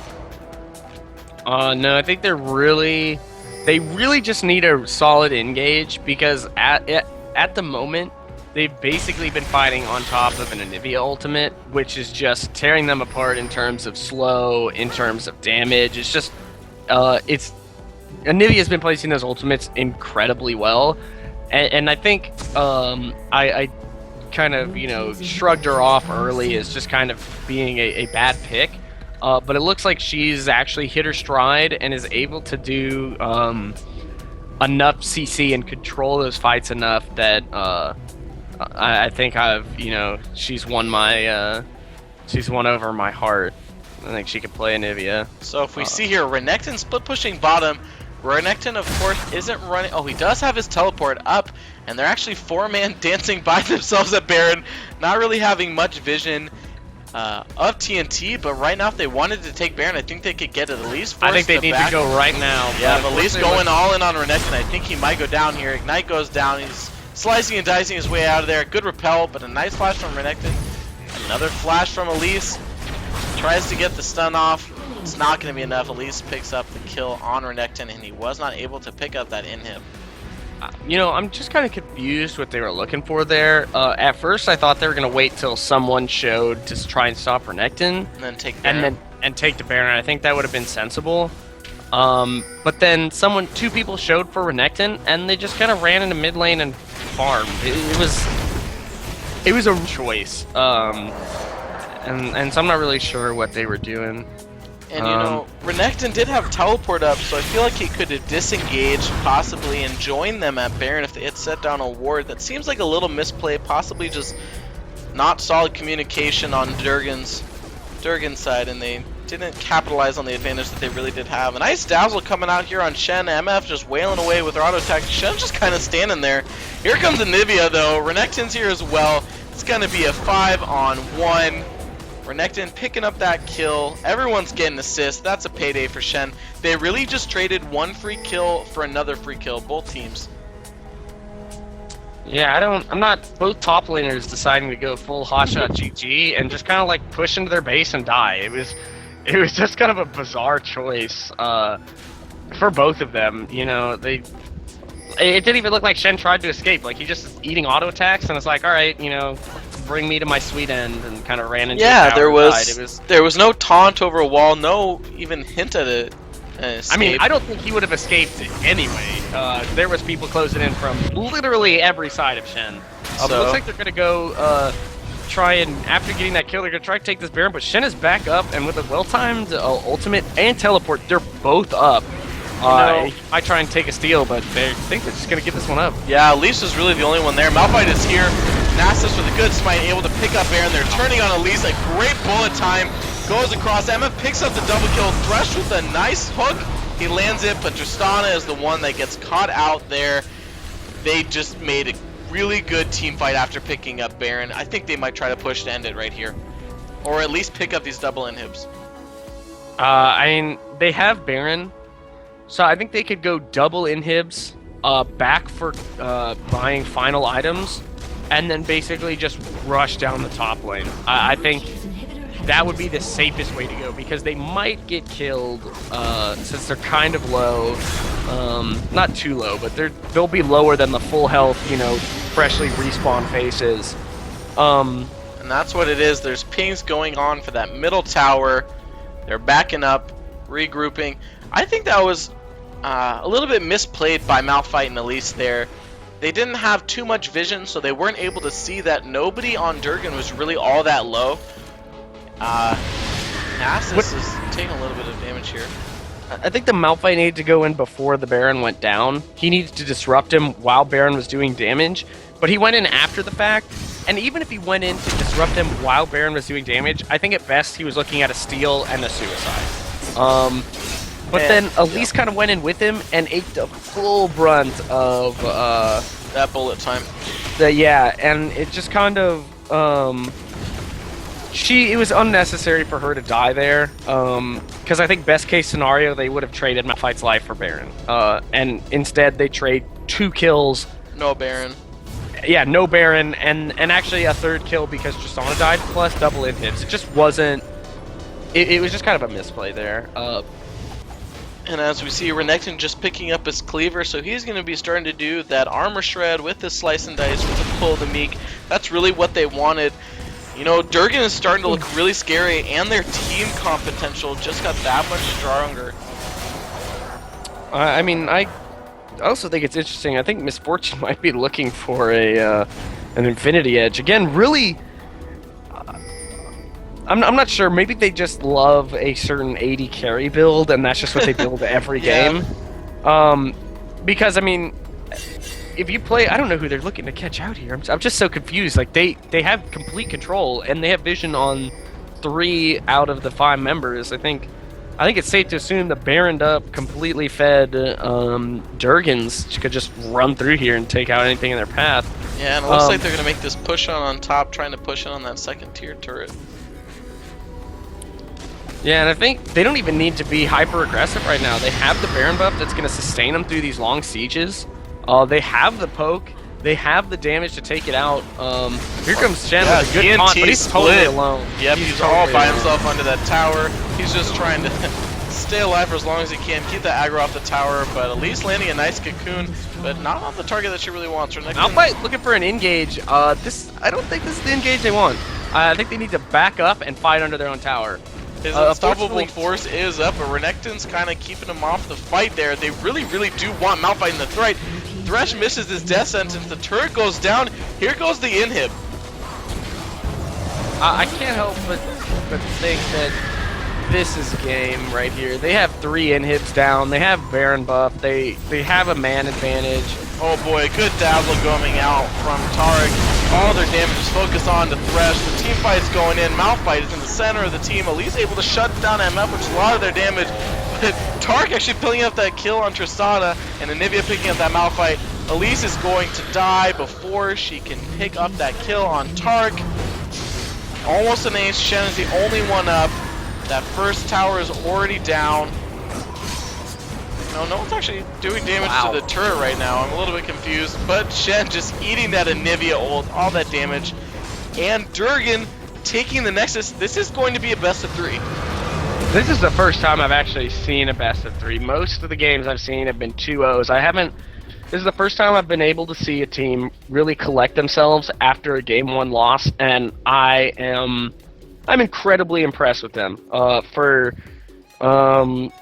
what I assume is a relatively young team, if they're friends, they're inexperienced amateurs, and they just picked themselves up and they said, we're better than that, and then they proved it. Absolutely impressively played by the Durkins. Quick question here, I just got asked, who gets top for the last game?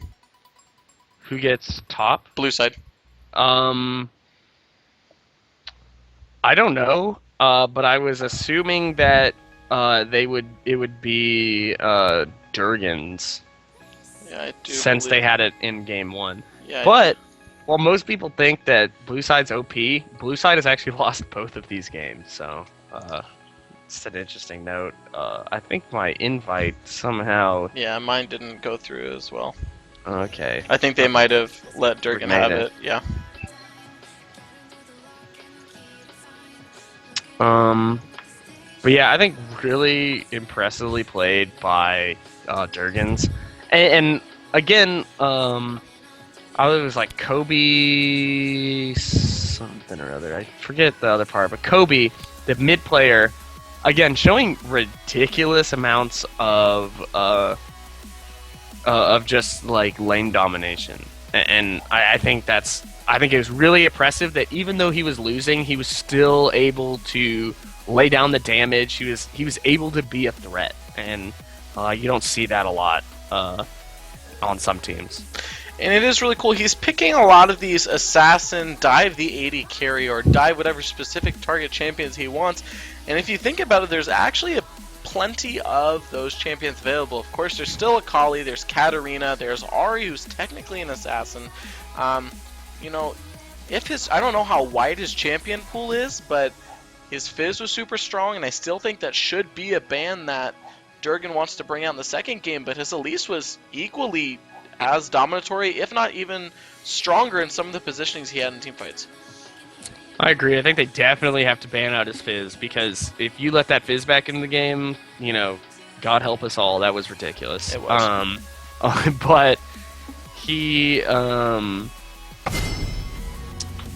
right into champ select, but I think he needs to look at maybe champions that either work on resets like a Kha'Zix, so he can not only just dive the AD carry, but also continuously be putting out damage. Yeah, he could dive the AD carry, and when he gets that kill, just go back and dunk everybody else. Because with Fizz, you kind of dunk one person, then you got to back out for a while, wait for your cooldowns to come back up, and then dunk them. Kind of the way LeBlanc, basically, if she's fed, she gets one kill, and then she has to back out for about 20 seconds, let her cooldowns come back up. I never see LeBlanc in competitive play, and I know that's the exact reason, but LeBlanc is one of my favorite champions. She's so cool. I love LeBlanc. I don't know if you ever saw, it's probably still out there floating around. It was not from last night's OGN, but I think one of the one previous is that SKT1 maybe? I don't remember if it was 1 or 2. SK Telecom, their mid laner Faker actually played LeBlanc in a professional, in a competitive setting in Korea, and just absolutely destroyed people, and it was incredibly impressive. He was doing exactly what LeBlanc should do, but for a player to actually bring LeBlanc like that, as hardcore as he did to a professional scene that is generally seen as one of the, if not the strongest competitive region. Yes. It was really impressive. So if anybody watching wants to check out some really crazy LeBlanc play, you can go look up SKT1's Faker. All right, so it looks like Durgan completely target banning Kobe Wire. Elise, Fizz, and Twisted Fate are all out of the running for his mid champions. They are recognizing him as TNT's strongest player, or at least most dominatory in the laning phase, and they just really want to try to shut him out. I think that it looks like if, even though on this lane he was able to kind of go into other lanes and create other pressure, like he was when he had Fizz, he would kill Nocturne in his jungle, or he'd kind of roam around and catch people in transition. But as Elise, he basically dominated his lane, and that was the end of it. So maybe if they can try and keep Kobe Wire from just kind of snowballing everybody else, they might be able to keep him in check like they did last game. But it's interesting, they have a Zed pickup for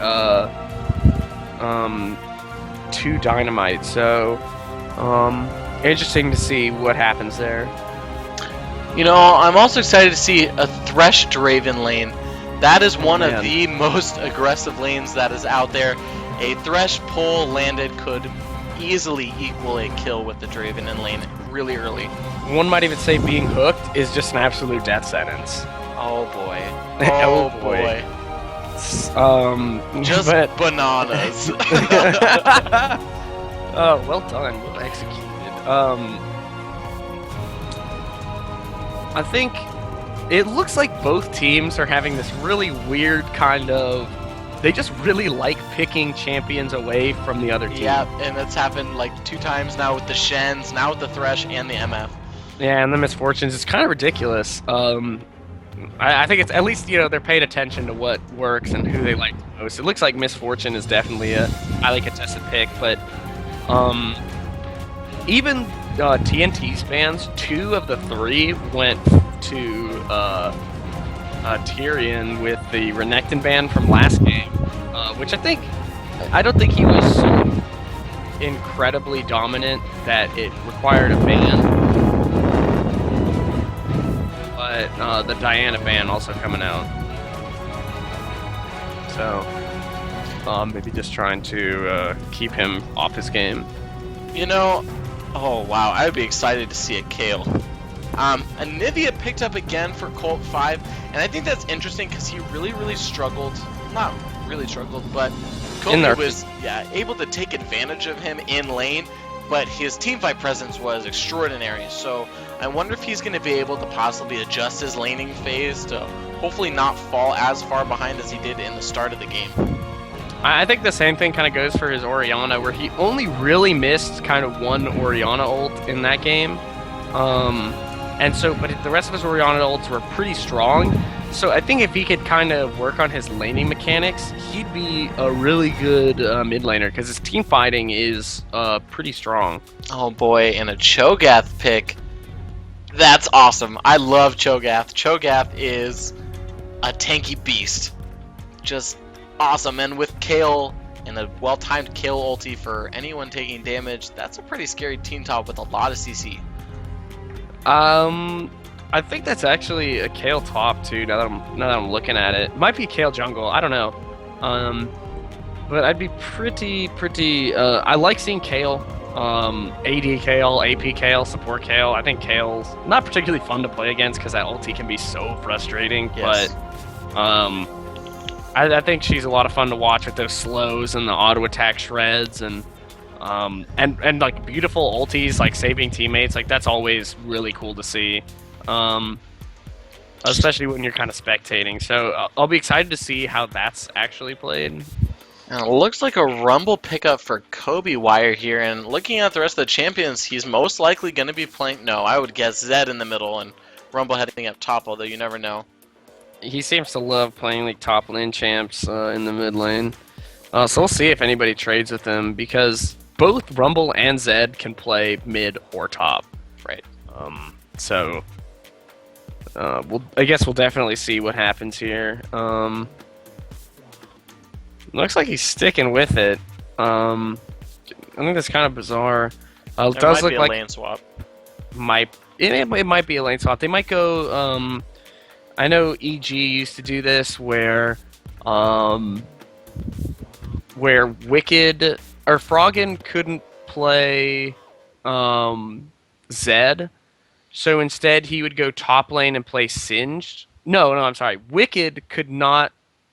Pardon me. Let me start over. It was that Froggen could not play Zed, and so he would go top lane and play as Singed, and then Wicked would play in the mid lane as Zed. So they wasn't so much of a lane swap, so much as like a role reversal where Froggen was playing and Wicked was playing kind of a playmaking assassin. So I think that's interesting, and I wouldn't rule that out. I'd be surprised to see. I'm just really interested who they want up against the Rumble and who they want up against the Zed. Because I feel like Anivia would have more success in the lane against the Zed, but I think she's at a disadvantage both against the Rumble and the Zed. I think she might be able to beat the Zed by just they'll just shove the wave back and forth, but Zed won't have a ton of kill potential on Anivia since he will use that ultimate and try and just burn her down, and if she's able to kind of like try and escape, or he burns too many cooldowns and energy while he's trying to kill her, she's just going to drop into egg form, and he's just going to have to slap it. He's just going to have to slap at her, and then maybe Cheddar will come down and tell him to knock it off. So Dynamite picking up that Hecarim again. He was Potato was really strong. In combination with Balls Too Hard. Unfortunately, Hazelnut is not playing that. He's not playing. Sona. Yeah, and he won't have those amazing crescendos, but the Lulu's Wild Growth on top of a Hecarim ult is also incredibly impressive as far as ult synergies go. That, or if Zed decides to death sentence someone in the back line, Lulu's going to be able to help him get out alive after he's put out that DPS. They really have a lot of different options with their team comp, and once again, it's not necessarily an all-in, but it's that AoE ultimate, that Hecarim, Onslaught of Shadows, on top of Rumble's, I don't know the name of his ultimate. Rumble's ultimate Equalizer. Equalizer, that's right. So they've got that slow coming out from the Equalizer, and if he can trap everyone in that slow, that's an easy onslaught of shadows for Hecarim to land, and then Zed just flying in there and doing damage to the high priority targets. They've got a pretty scary team comp. I have to agree. I think it sounds dumb every time I say it, but it really comes down to how they play it. I think if Potato just ults right in, before his team is ready, or if he just ults a little bit too far out, Anivia can immediately wall him in, and they could just crush him and make it a 4v5. So it's kind of... It just kind of depends on how well each one is played. And it's going to be interesting. A lot of teams, I would assume, would want to kind of protect the Draven, so Draven can land all of his crit hits and really be putting out a lot of damage. But they don't have too much peel other than with Cho'Gath and Thresh trying to make more a little bit aggressive plays and not necessarily just peel for his AD carry. Kayle ultimates are always really strong, so I'm assuming we're going to see hopefully a lot of good Kayle ultimates keeping alive high priority targets that are dealing damage. It should. I can't give a decisive advantage, at least I can't, to either of the teams. Well, let's try with skin advantage, and it looks like we have Team Foreskin. Team Foreskin, the most fearsome of all skins. Down here for TNT, as opposed to just one skinned, and that's Gladiator Draven, but Lulu actually has a 1350 skin, so not only do they actually have a +3, they have +3.5 as far as the skin advantage goes. So I'm just going to go ahead and say we should just give this game to TNT and call it a night. Yep, GG. Skin advantage, G. OP. Now, to be honest, one major complaint I have with Lulu is, one, they just nerfed her Q, making it cost a lot more mana than it did originally, so her poke has kind of gone down. You definitely have to have a lot more management and time your Qs so you're not wasting all your mana. But her polymorph, at least in my opinion, is kind of broken. A lot of skills end up still going off when opponents are polymorphed, and that's made it at least hard for me when I'm playing Lulu to try to negate some aggression that should, I would assume with the polymorph, if you turn into a tiny little dragon, you shouldn't be able to land stuns or a lot of CC, but there are some plays that I've certainly lost just because polymorph doesn't necessarily stop all of the abilities that are coming out from enemy champions. So that's something that I think that she needs to be careful with, especially against that Thresh. If I'm not mistaken, I'm pretty sure it's actually a nerf to her polymorph that allowed movements to go off. I don't know about. So, like, if you taunt a Shen, or if a Shen is taunting and you hit him with a polymorph, he continue through the taunt. I don't know if he continues to taunt, or if he's supposed to continue to taunt, or if what you're talking about is a bug. But I know, like, if you polymorph Zac while he's jumping, he's still gonna jump. But if you polymorph him while he's charging his jump, it'll stop it. Like if you polymorph like a Fiddlesticks charging his ult, it'll stop it. But if you try and polymorph from a dash or a jump or whatever, they're still gonna dash or jump. But when they get there, there'll be an adorable little dragon, cupcake, cat, or squirrel. Oh, I think I got them all. Oh, Lulu. Alright, so looks like a little bit less aggressive positions. No invade coming out from either side. Just protecting their buffs. Let's see. Looks like Rumble will be in the top lane instead in the mid lane. So Kale Rumble versus, and then an Anivia Zed. Huh. I feel like Zed, just based on how Anivia played last time, she took a lot of unnecessary damage and it was hard for her. And Zed, especially with the Shadow, being able to land those extra range shurikens and his little slashes, I think Anivia's in for a tough lane again. I think that seems to be a really, really common occurrence here where Colt is really getting the booty end of the stick and just kind of getting these really rough lanes. And but both times he's really been able to kind of pick himself up. So it's a good thing that he's not just completely rolling over and letting his lane opponent really just control the pace of the game. Definitely, and it should be interesting to see. Tyrion has done a really good job. He's been playing champions in the top lane that aren't necessarily super aggressive, but he's been holding his lane. So I kind of want to watch that matchup because Kobe Wire is so aggressive, and I want to see how Tyrion reacts to that. I agree. It looks like he actually has about 23 AP from runes and masteries for Kale. So it looks like we might see an AP Kale since we don't see a lot of hybrid anymore. I know a friend of mine used to run hybrid Kale back when everyone hated Kale, and he would get 22 kills in a game. I don't know what he was doing, but that guy was crazy. Kale is crazy, man. Yeah, and then kind of Kale gets a change, and now she's an AP mid, and then he picked her up again and absolutely dunked. So I don't know. Maybe Kale's just really good, or maybe he's amazing at Kale, some kind of like autistic savant. I don't know. I hope he's watching, so he's just like, what the. You son of a gun. But anyway, that Hecarim looking to make a gank up top on this Kale. Actually, Kale is really far pushed, and now even farther pushed. I don't know what Tyrion's gonna be able to do to react here. Taking a tower shot. Yeah. Rumble actually missing the his harpoon. Both harpoons. Kale's just fleeing through the jungle now. Zed is not starting to react. Pings are coming down. Kale turning on Hecarim, doing a lot of damage. A beautiful flash to avoid the Rumble aggro. Drops Ignite. She's going to get first blood on Hecarim. That was an amazing play. And picks up blue buff. Able to get the speed boost. Here comes Zed though. Harpoon now landing on Kale. Kale might go down here.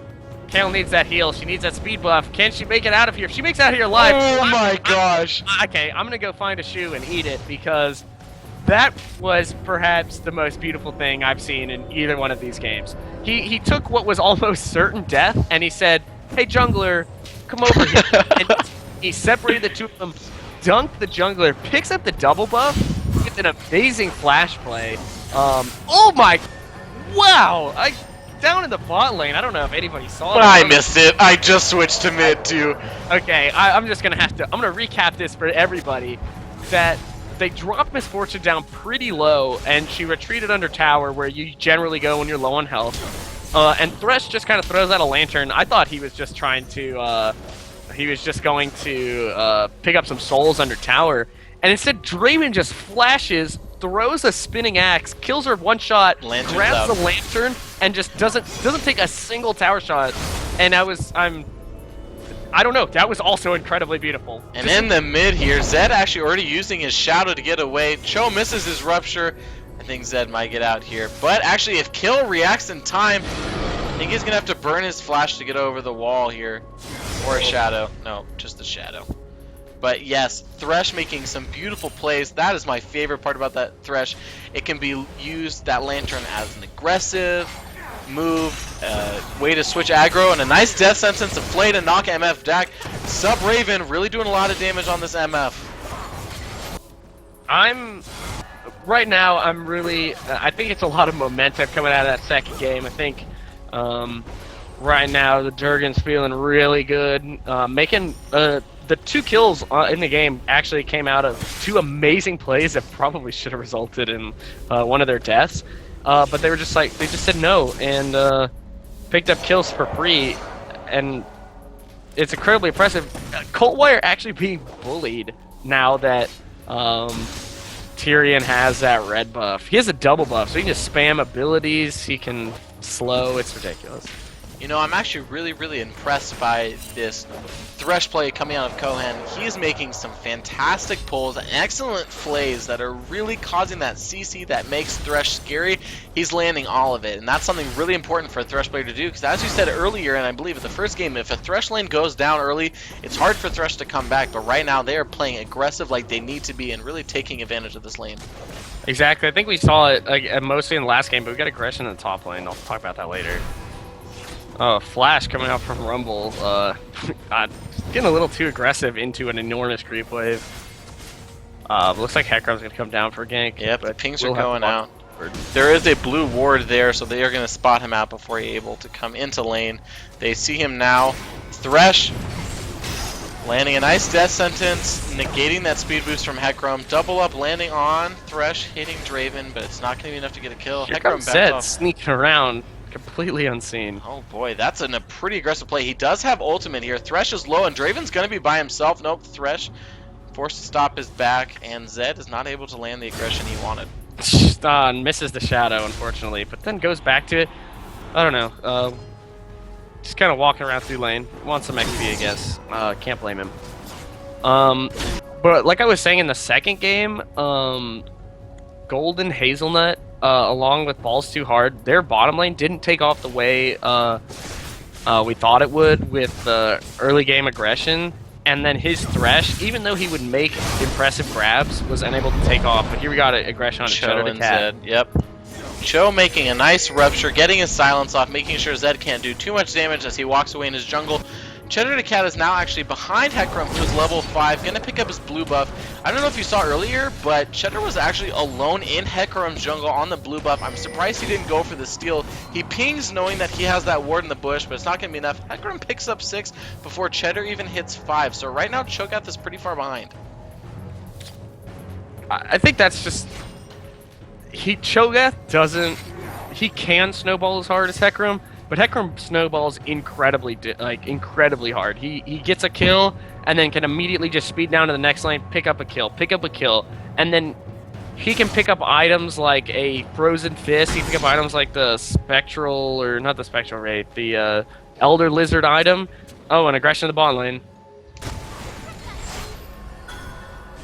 Oh boy, I was looking up at top because Tyrion was looking to make a play on a low Hecarim, but he backed off actually.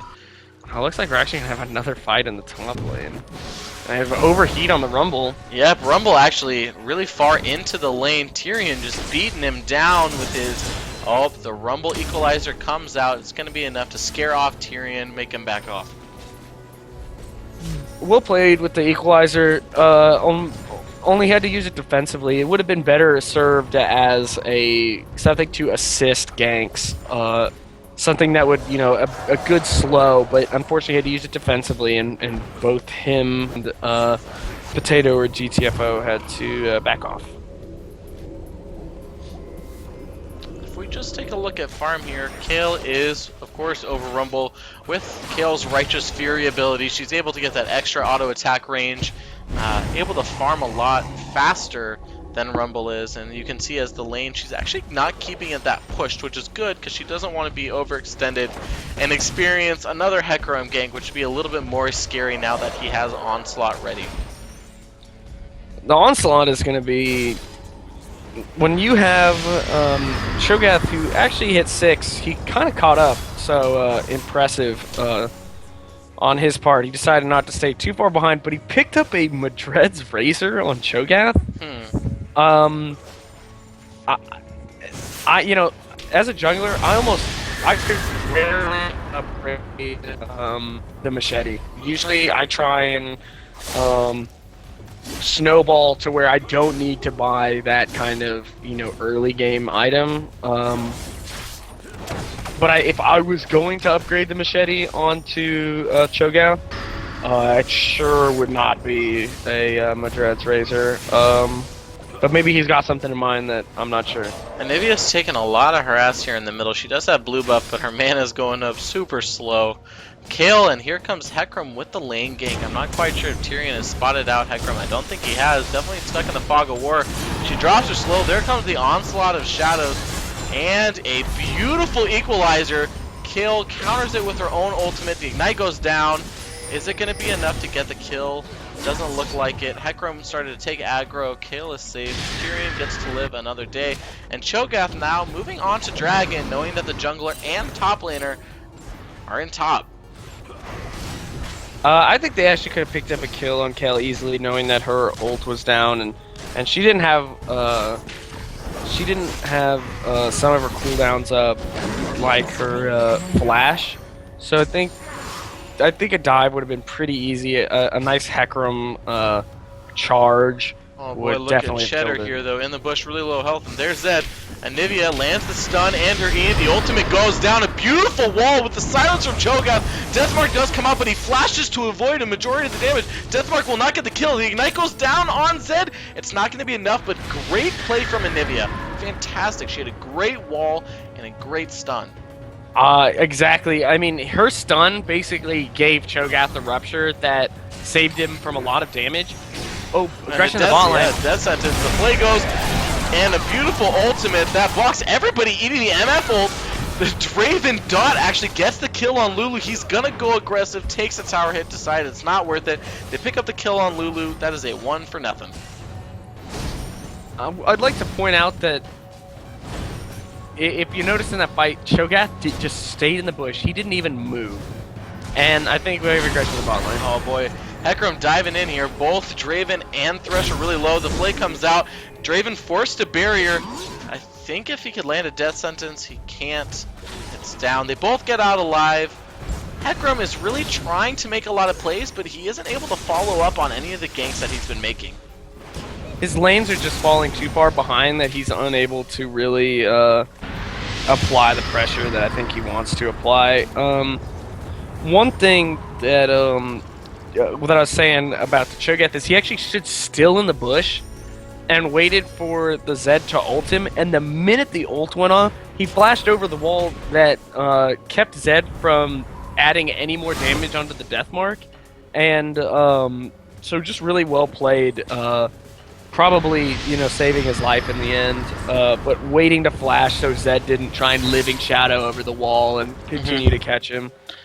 And you know what? Right now, I really want to give props to Colt, who I was a little bit worried for him in lane. He is currently leading Zed in farm, and he's been making some really well-timed plays, and he's holding his own.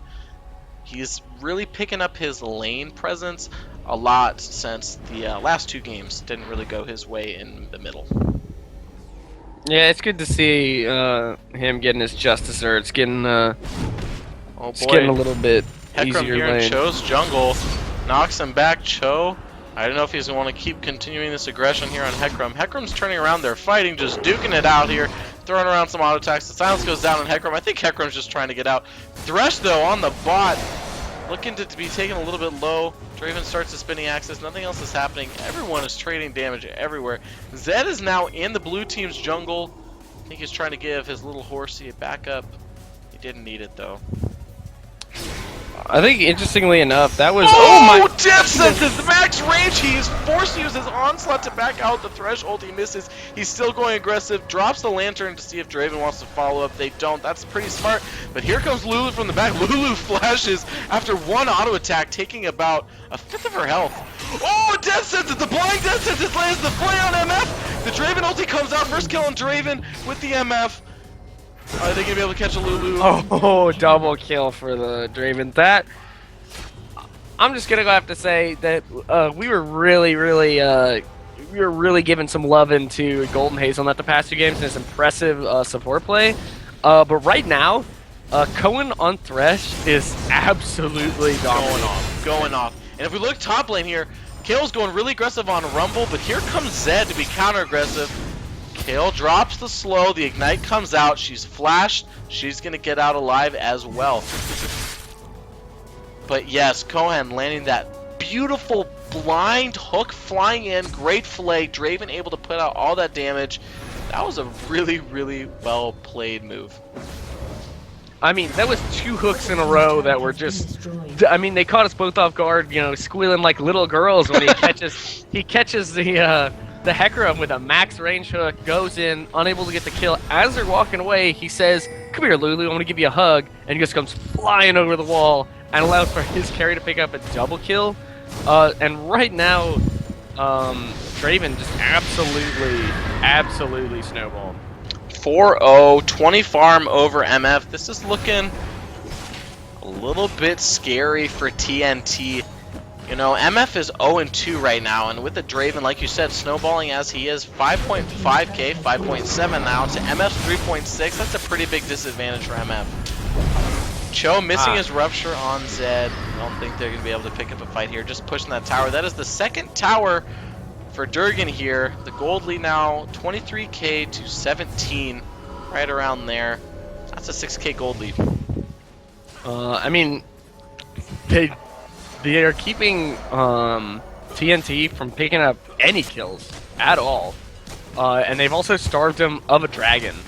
So that's where most, and they're also just out farming the pants off of TNT. Well, actually, I'll have you know that Lulu actually has triple Thresh's farm, but I think oh, a nice death sentence there on Rumble. Rumble forced to flash. A nice play from Thresh, though. It's not going to be enough. Thresh is now in a bad place. He is forced to flash. Draven with a nice stand aside. Oh, wow. Those crit hit chunks taking out Hecarim under his own tower. I just, those two are a force to be reckoned with. If I was putting together a team, that they look actually like a pretty strong bot lane coming into this game. Between game 2 and game 3 now, it's absolutely dominant with their play. Now, was Draven banned out in the first game? I don't think so. I don't think Draven has been banned all game, because in the first game we had from the TNT we had Leona and Diana for all 3 games. And then we've had kind of like a rotating third ban between Malphite and those other ones. Oh, hook landed on the thread instead. Nice play. The Nivea wall comes out. Zed's going deep. Does the death mark on Cho'Gath. Interesting target. MF completely missing everybody with her full time. She goes down to Kale. Kale doing a lot of damage with her righteous ability. A Nivea ult going down to clear the wave. Kale's going completely aggressive. Lulu forced to ult herself. Cho'Gath flashes over the wall, eats Lulu, but it's too late. And Nivea has a kill. Kale picking the kill on Hecarim. Rumble taking out Cho. A nice equalizer. He's actually able to get Thresh. Rumble doing a really nice job there, picking up what seemed to be a pretty bad team fight for his team. The Nivea ult almost takes him out though. That is a 4 for 2 in Durgan's favor. Wow. I mean, they got really aggressive, and I'd like to call everybody's attention back to the Kale when I didn't think that they were going to pick up a hybrid Kale. And I'm totally wrong. That Kale has a Blade of the Rune King and a Blasting one. So I'm gonna guess. Don't let anybody tell you that your build is against the meta unless it's the 5 Athene's unholy grail Anivia build. That's against the meta. Don't ever do that. Now blasting one. I'm assuming that's gonna go into a Rage Fire. I could see it a Rage Blade, but right now Rage Blade, not Rage Fire. Yeah. Unfortunately, I can't look at the shop like I was trying to do. But he has this Fiendish Codex and a Blasting Wand as well as a dagger. I think he's looking at a Nashor's Tooth. Okay. If I'm not mistaken. I might totally be wrong because I don't play a lot of AP champs. I don't unless I'm playing ARAM, I'm not really looking at abilities, but I'm thinking he's gonna go Nashor's Tooth. Oh my gosh, another max range death sentence. Nobody to follow up, but still, Thresh asserting his dominance. He says, welcome to Hook City. Hook City, indeed. It's not necessarily about getting the kill, it's about sending a message. You know what, and right now, I believe Thresh and Draven are sending a message. Get pulled! Really just letting them know that he's in charge of where they're going. And Kale split pushing top right now, 4-man aggression. They're taking down this second tier turret in the mid lane. This is the 4th tower now for Durgan. They are looking really strong. Once again, Cho'Gath, another max range pull. He flies in there with the fillet. Lulu's shielding herself. She goes down, but a beautiful onslaught of shadows into an MF ult. Not really landing on everybody that they wanted to. Hecarim goes down. Lulu is down. Both Anivia and Cho'Gath super low though. Cho taking turret aggro. Cho's going to go down, but a nice rupture picking up that MF in the back. Oh man, up at the top lane we got aggression. They basically went ulti for ulti. It looks like whoever can land their next ability will win this fight. Dude, I feel like Kale feels hyped right now. Oh, she's just gonna back in the push. Oh well. Yeah, they're both just gonna say, "All right, well played," and just kind of back out. Oh no! I don't know if Zed was a bait. Nah. Okay. Oh, okay. Whew. Pop the molly. I'm sweating. Dude, Kale's going for the red buff. Kale's a man, dude. Tyrion just making plays. Really impressive. I think he actually was drawing so many bans, and I guess I can see why. He's really dominating. But then again, so is Draven, so is our buddy Articuno, so is Cho'Gath, so is the Thresh. I don't know. Everybody's playing really well on their team, but I'd like not to discount the Rumble, who actually has 75% of their kills. And you know what, honestly, Thresh is making some amazing pulls, but you're right, Rumble is being able to kind of sit in the back, do damage with his Equalizer and his Flame Spitter, and he's been staying alive much more than his AD carry and his poor Lulu, who are just in the wrong place at the wrong time, eating these death sentences, being put into positions they really don't want to be in. I also like to point out that a couple times I've seen in the chat that every game, at least every game, there's been a strange failed surrender vote. And I think that's just kind of bizarre, because I definitely think that the red team could definitely hold it. I think they could try and hold it, come back, because Zed and Rumble and Hecarim, and even Lulu, basically everybody but Misfortune, could kind of make it to the late game. So both the AD carries here will fall off. but the rest of the team will kind of be able to transition well into the late game. So I think that, you know, you can always win a game with the right amount of communication. And you know, one thing that I have been to write about, a good beautiful equalizer, keeping off the tower, Onslaught of Shadows comes in. This is a fight they want. MF landing a good bullet time. Thresh is the first to go down, although Nivi's picked up kill. Good ultimate there. Cho goes down as well. Draven throwing out his ultimate. Kale is down. It is now 2 for 2. Oh man! Oh wow, okay, Nivea landing some clutch ultimates. That was a great engage from TNT, but it wasn't really what they wanted. Draven just putting out too much damage from his crit hits, and Anivia's ultimate seriously just chunking the entire team. That's kind of what I was mentioning is how Potato went a little bit in front of his too far in front of his team and ended up getting walled off and just kind of isolated. And that was a 3 for 4. And when you're down this far, a 3 for 4 not that bad, because a lot of the members of your team, because everybody but Zed died, and basically at this point the Rumble and the Misfortune are worth gold. Everybody else, when they die, they're not giving up too much. So getting those kills, like they might be getting shutdown kills, or I believe they got a shutdown on Kale. But then they're also getting full 300 gold bounties for Cho'Gath as well as Thresh, maybe? Thresh actually might be reduced gold since he doesn't have any kills, but they're actually probably getting more gold out of those fights. I think, but Thresh looking like he's getting caught out. Oh, nice flash. He's able to dodge and still throws a bull. That was a 5v1 that he got out pretty much unscathed. What was good though is that they shut down Cho. Cho's a little bit smaller now, but one thing that I thought was kind of interesting for TNT there was that Thresh was the first to go down, and in the team fight, Thresh provides a little bit of CC, but his damage output is almost negligible when you're comparing him to an Anivia or a Draven, and I really think that they need to get their priorities straight when they're going into team fights. Zed needs to start diving the carries. You know, they really don't want to see Thresh being the first one to go down. They need to see Anivia or Draven first. I guess I really feel for the Zed. I do. Oh my man. gosh! Wonderful pull pull over the wall. Draven ultimate comes across. Onslaught of Shadows. MF landing a nice ultimate this time. Thresh and Cho just in the back lines though, doing a lot of work. Cho eats MF. Thresh with a beautiful pull. Rumble still picks up the kill. Cho's gonna go down here. Rumble is able to pick up that kill. Oh wow, Anivia with a great Q over the wall on top of her ultimate picks up Lulu. That is a 4 for 3 again in Durgan's favor.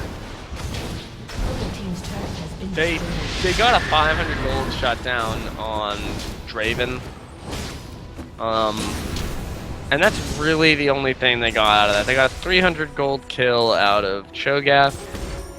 But they just dove, they literally dove over the walls of their base. They just said, we don't even need to siege, and they just went hard.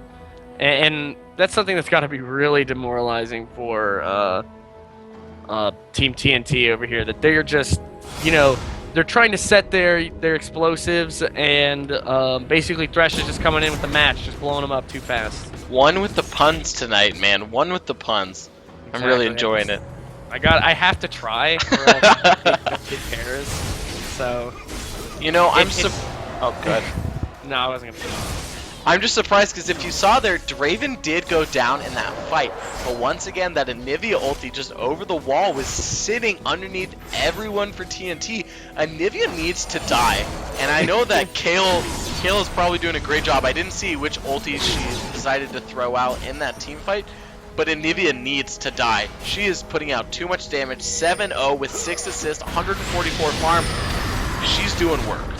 I think something I noticed about her build that's different is she seemed to have dropped that mana fetish she had going on in the other two games, where she could build, like, she had a catalyst, a tier, and the chalice, and that's so much mana with 0 AP. So it doesn't matter if you can leave your ult on for 10 minutes if it's not doing any damage. So I liked now that she just opted for the 2 mana items, being the catalyst that she turned into a Rod of Ages as well as a Tear, that just really helped her damage output since she could go immediately for the Rabadon's death cap. And then one thing I want to throw out, if you just look at the death counts for Durgan, 4 kills on Thresh and 4 on Cho, and 1 kill on Draven and Kayle. That really just shows that either TNT is having a hard time getting focus onto the characters they want to, or Durgan is applying too much pressure and having good enough peels for their carries that they're winning these team fights. A surprise Baron going down right here. And it's going down quick. That was really impressive on their part. They waited for them to come check the Baron after they destroyed the ward, and when they walked off, oh man! Oh no, the death that just comes across on Robo. He does not follow up. Chodo landing a nice rupture. Lulu forced to flash. I don't think she's going to get out of this one. A nice Anivia wall comes out. Ulti goes down. The stun comes across. Lulu is going to be the first to go. Onslaught of Shadows on Hecarim. He is by himself right now, taking all the damage. Good equalizer from Rumble, though. Oh my goodness. Raven with the triple kill did get gibbed, though. That's an Asu. Asu. That's 5 for 1 in Baron. That is the GG. GG calls are coming out. I don't know if we'll see a surrender or if they're just going to push to win. They don't have the creeps really to push to win, and the surrender vote was failed, so I don't think this is actually GG. But I hate to say at the end of the day, Vision OP, and when they denied that Vision so heavily, it won them that Baron fight, 100%. Definitely. And the fact that they were insanely fed before that, but yeah. That's whatever. Cho'Gath now just face tanking towers, and they're not really going to get anything out of these. And these towers are going to heal up, I think. Yes, those do heal up. Really just Durgan turning it around from this first game. They're now at a point where they're at a 16k gold lead. That is enormous. I mean, I've seen professional teams throw harder. And sometimes it's not even a throw. Sometimes it's just incredibly well played by the team that's behind. Yeah, you know what? I might have called GG too early. I apologize for that, TNT. You know, still have a fighting chance. They were only able to pick up that middle inhibitor, so they still have their 2 Nexus turrets that they can defend. And if they get a fight under those turrets and get enough CC, they might be able to win a fight. I think the problem is that at this point, 1 fight is not going to be enough for them to win unless they stall this out for 50 minutes. Basically get an ace and are able just to run to their base and kill it as fast as they can. They're going to need to win several fights if they want to get back in this game. I don't even know if it's fights, but they need to start getting picks. Exactly. They need kills of any kind. Right now, Rumble has 8 of their 11 kills. Misfortune has 2, and Zed has 1. They're not. If you look at Durgan's, they have 11 kills on 11 kills on Draven, they have 9 kills on Anivia, and 4 kills on Kayle, and as well as 14 assists on that Kayle. They basically have their kills in all of the right places. They're getting their carries fed, and then their carries are in turn carrying them. Unfortunately for oh, the dissected lands on the golem. But it doesn't seem to matter. Kayle. Holy mother! Oh boy, Draven just absolutely chunking. The onslaught of shadows just leads to Hecarim's death. Draven literally taking half HP from people with 1 hit. He's taking a lot of turret aggro. A nice flash hook from Thresh. It doesn't land on anybody though. Here goes the 2nd tier turret in the top lane. They're gonna look to take this inhibitor turret, possibly the inhib. They have a minion wave. Draven and Kayle should take out this turret in no time. They're actually tearing it up. The Kayle actually did end up taking an Ashes Tooth like I thought she would, as well as a Void Staff. I'm kind of confused by the Blade of the Rune King pick. It seemed to work out just fine. MF doing her best to bullet time across those minions, but right now they've got super minions in the base. They are just face tanking this tier turret. It looks like they're going to get a 3rd one, but here comes another fight. Potato just trying to make plays, and they're not having any of it, really. Deathmark comes out. Nobody is going to die here for Durgan. That was a last-ditch effort to try and save what's left of this game. These Nexus turrets are going to go down. You know what? That Hecarim is just too far behind to be diving as deep as he has been. Potato leaving the game a little early. kind of a poor display of sportsmanship, but it has been a rough game. Has been a rough game. I have to say, GG, well played both teams. They put on actually a really good series of matches. You know, Durgan lost the first game but came back in the second two, and I'm just impressed with the way they played. And I think they played really well, but I don't want to count out anybody on TNT. I thought TNT also played incredibly in the first game, and Colt Wire, I have to say, he's going to be TNT's just straight up MVP, because in the first game he was an unstoppable Fizz. In the second game he was absolutely dunking fools as Elise. And then in the third game he was 8-3-3. He was part of every single kill that TNT had. So he was really just kind of making it happen. And I guess Potato or GTFO was part of 10 out of 11 kills. So I guess kind of well played by him, but he had 10 deaths. He was just kind of melting too quickly. He was not able to get as tanky as he needed to be. But well played by both teams. And you know what?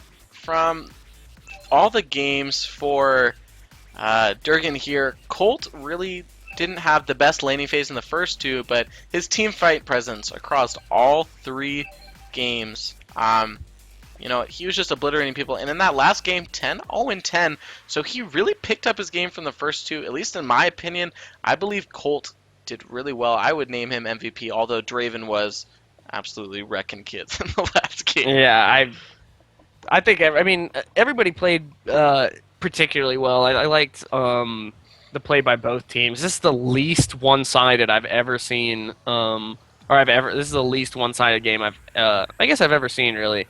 Where both teams actually came out, played well, and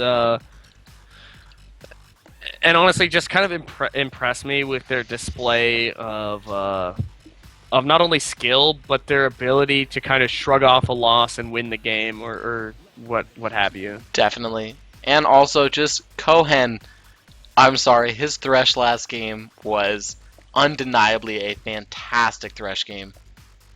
I think, you know, he really showed Hazelnut how it's done with that Thresh, because Hazelnut was kind of having a rough game too, couldn't really get his feet off the ground, but in this game those death sentences were just coming everywhere, and then by the end of the day, Cohen had written, you know, like a death essay. It was just death sentences everywhere.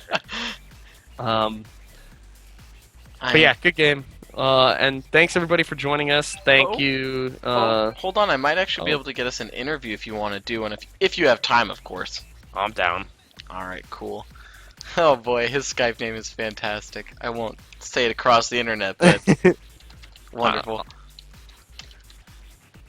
Which player are we interviewing? Tyrion, the captain for Durgan. Oh, cool. I was talking to him before the game when he was looking for casters. That seems to be the how I get to cast games. Is last second people are like, "Hey, can you cast a game?" And I was like, "Yeah, sure, I guess." I'm just laughing at his Skype picture. It's a dog, and then he put the Nasus head over the head of the dog. Awesome. Freaking awesome. I can't wait to see what this guy pulls out. I just want to ask him about that early Kale play. That was absolutely ridiculous. Yeah, it was. Let's see here if I can add him to the call. I think he added me. Dun, dun, dun. Oh, there he is. That's a great Skype picture. That's awesome. What's up, Tyrion? Not much, just winning, I guess. Oh, someone's a little excited. Yeah, it was fun. Scary there for a second, that first game. Yeah, I think I have to ask you about that opening kill in Game 3 with your that Kale play when you're flashing over the wall and you basically baited Hecarim into a 1v1. What were you thinking about when you were doing that? I had no idea. I Hecarim come up. I figured I might as well try and kill him. He seemed pretty squishy coming in.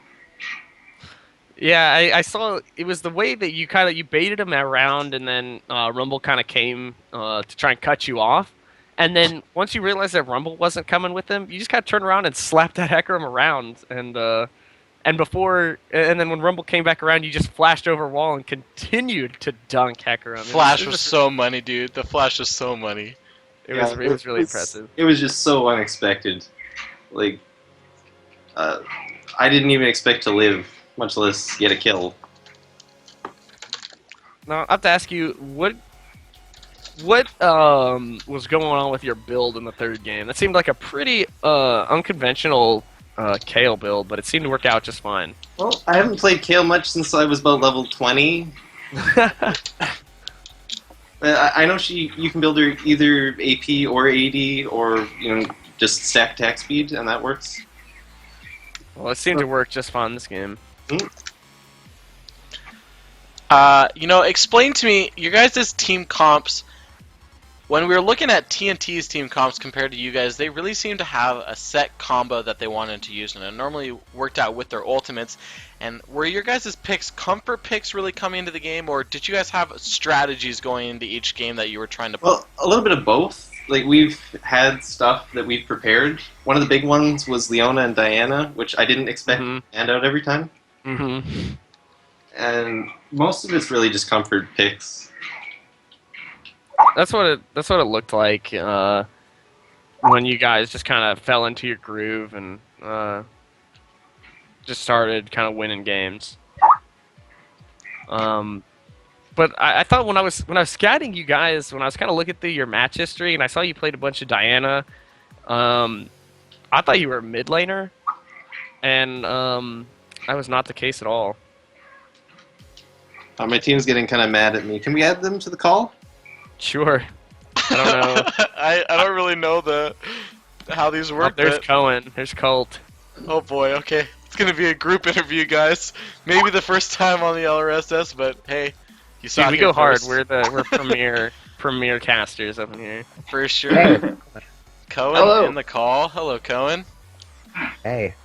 How was I just want to mention that thresh in last game was ridiculous. The blind hook over the wall to secure Draven at double kill at Dragon, really impressive. Thanks. Yeah, Thresh is definitely my favorite champion, and so when I saw that pick and then the pulls you were landing, in my head, I was like, this guy is God. I was so happy, man. Also, I have a question for Cult. Mm-hmm. In the first two games, you seem to have like a real mana fetish for just picking up like as many mana items as you can. And then in the last game, you didn't pick up as many, but started dealing more damage. Was that a reaction from the first two games, or was that just snowballing? That was in the second game. I was feeling a lot more comfortable with having a lot more easy access to blue, and so I didn't feel I needed the mana as much. So I started building more other things. And then I think it really worked out for you, but yeah, it seems like it did. yeah, I like the way that even though you kind of in the first two games you actually kind of got beaten in lane, is that you didn't really get too discouraged, and your team fighting in the second game you had like wonderful ult placement, and then even in the second game, I think you only missed one Orianna ult, in the first game you only missed one Orianna ult, and even though you're getting crushed in lane, you actually pulled it together and played really well when it came to it. Yeah. Well, I don't really play for laning much, anyways. Personally, it's one of my weak points. I gotta say. I mean, that happens to me too. I'm not much of a laner myself. I like to fight a lot more. Yeah. And then I have a question for Supa now. You were building attack speed on Misfortune in the second game. You built like the Phantom Dancer. Is that just what you build on every AD carry, or do you like to build? Do you like to specifically build attack speed on Misfortune? Well, I always get a dancer in every single one of my AD carries. I feel like helps me out a lot. Okay.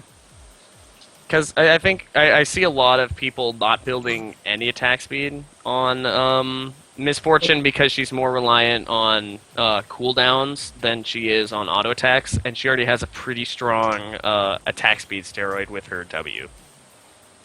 Yeah. So I was just kind of interested. I don't know. I'm just a fan of attack speed. I used to Okay. go when I was like level 10. I used to go only attack speed Teemo. I can dig it. I can dig it. Yeah. I guess a question for me, just for the entire team as a whole. After the first game, things were looking kind of bleak. It was kind of a big loss for you guys, but you were able to turn it around in game 2 and then absolutely stomp in that last game. What was the turning point like? How did you guys get yourselves together and come back in those last 2 games? Well, this is one song. Oh boy. I don't know. My brother, he's sitting next to me on his computer. He just started playing this song that's on a loop, and there was something about it that just kicked us into overdrive. Well, now I don't know if I should ask the name of the song, but I'm certainly interested. I don't know. Does it have a name? I don't know what it is. I found it on this weird website. But no. Alright, goodness. They don't stop. Oh, I saw you guys yelling that in all chat, and I was rather confused. Also thought it was interesting is that the only time in that last game was the only time Blue Side won, and most people think that Blue Side is actually the more OP of the two. So what did you guys think about that? Well, definitely. If you can take advantage of the double golems at bottom lane, you can snowball it really hard. So we've got a bit of stuff planned around that if we ever get purple side. Just what we can do to kind of counteract that, but there's not a whole lot you can do about it. I see a lot of people rush that tri-bush trying to actually just fight them early, but I know a lot of other people will just take wolves and try and let the jungler actually just take blue, then take wraith, then take red instead of going wolves, blue, red. Yeah, that's definitely one of the ways you could offset it. It does set your jungler behind a little bit, but that's not really a huge issue. Yeah. I think last question for me, this goes out to Cohen. Yep. In the second game, purple team had Thresh. And I know that at least if I am playing on blue side and nobody wants to play Thresh, I'm going to ban him. Because, if I'm on purple side, excuse me. So if blue side picks up Thresh, he's a lot more scary. Do you feel like you would pick Thresh on purple side, or is that a blue side only pick for you? I pick it on both sides, to be honest. Okay. Yeah, that was totally my bad. I should have picked him, but I didn't want to trade. Yeah, pretty much. Brian, he got super excited with the Renekton Nasus combo that he forgot to get me Thresh. he just insta locked Renekton. Oh. Oh. I guess it kind of worked out in the end. Yeah. Yeah. But I liked. I guess I see it a lot in the LCS is the Renekton, Nasus, the brothers combo with their AoE ulti as well as their increase in health. It's really good for diving tanks. Is that something that you guys had planned out for that game? It was just something we kind of came up on the spot. It goes really well with the MF ult because you can armor shred. Mm-hmm. They both have huge armor shred on their E, I think. Yeah. Because I know, I don't know, sometimes I like to jungle Renekton because I'm a jerk, I guess, but when I play him top lane, I know getting that Black Cleaver early, basically every single one of your skills is an AoE shred, except your W. And when you're playing, I think you guys had like a Taric and a Nasus and a Misfortune, which I thought you guys were going to go full AD, just complete shred comp, and then Cult pulled out the Anivia, which ended up working really well. So I was actually kind of surprised it worked out for you guys.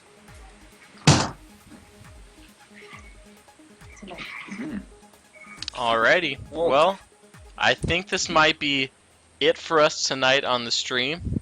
Well played, guys. That was a really awesome turnaround and a really fantastic game of 3 right there. Thank you. Wait, which one of the 5 are we missing? I just realized we only have 4. Brian's brother, which was talking in the background. Oh, okay. Kind of the cat. Oh, okay. Yeah. Okay, that's cool then. Yeah, no, but thanks for the interview. It's a lot more interesting than most post games that we usually have, where it's like, well, good game, thanks. Yeah, but no, that lent us a lot of insight, and should probably try doing these interviews more often. I agree. Yeah, but good luck to you in the future. Thank you. Thank you. You guys played well. Yeah. So, I guess signing off, I'm Gunsmoke. And I'm Torque. This is the League of Legends Rising Stars series. Woo woo! All right. All right. Peace out, guys.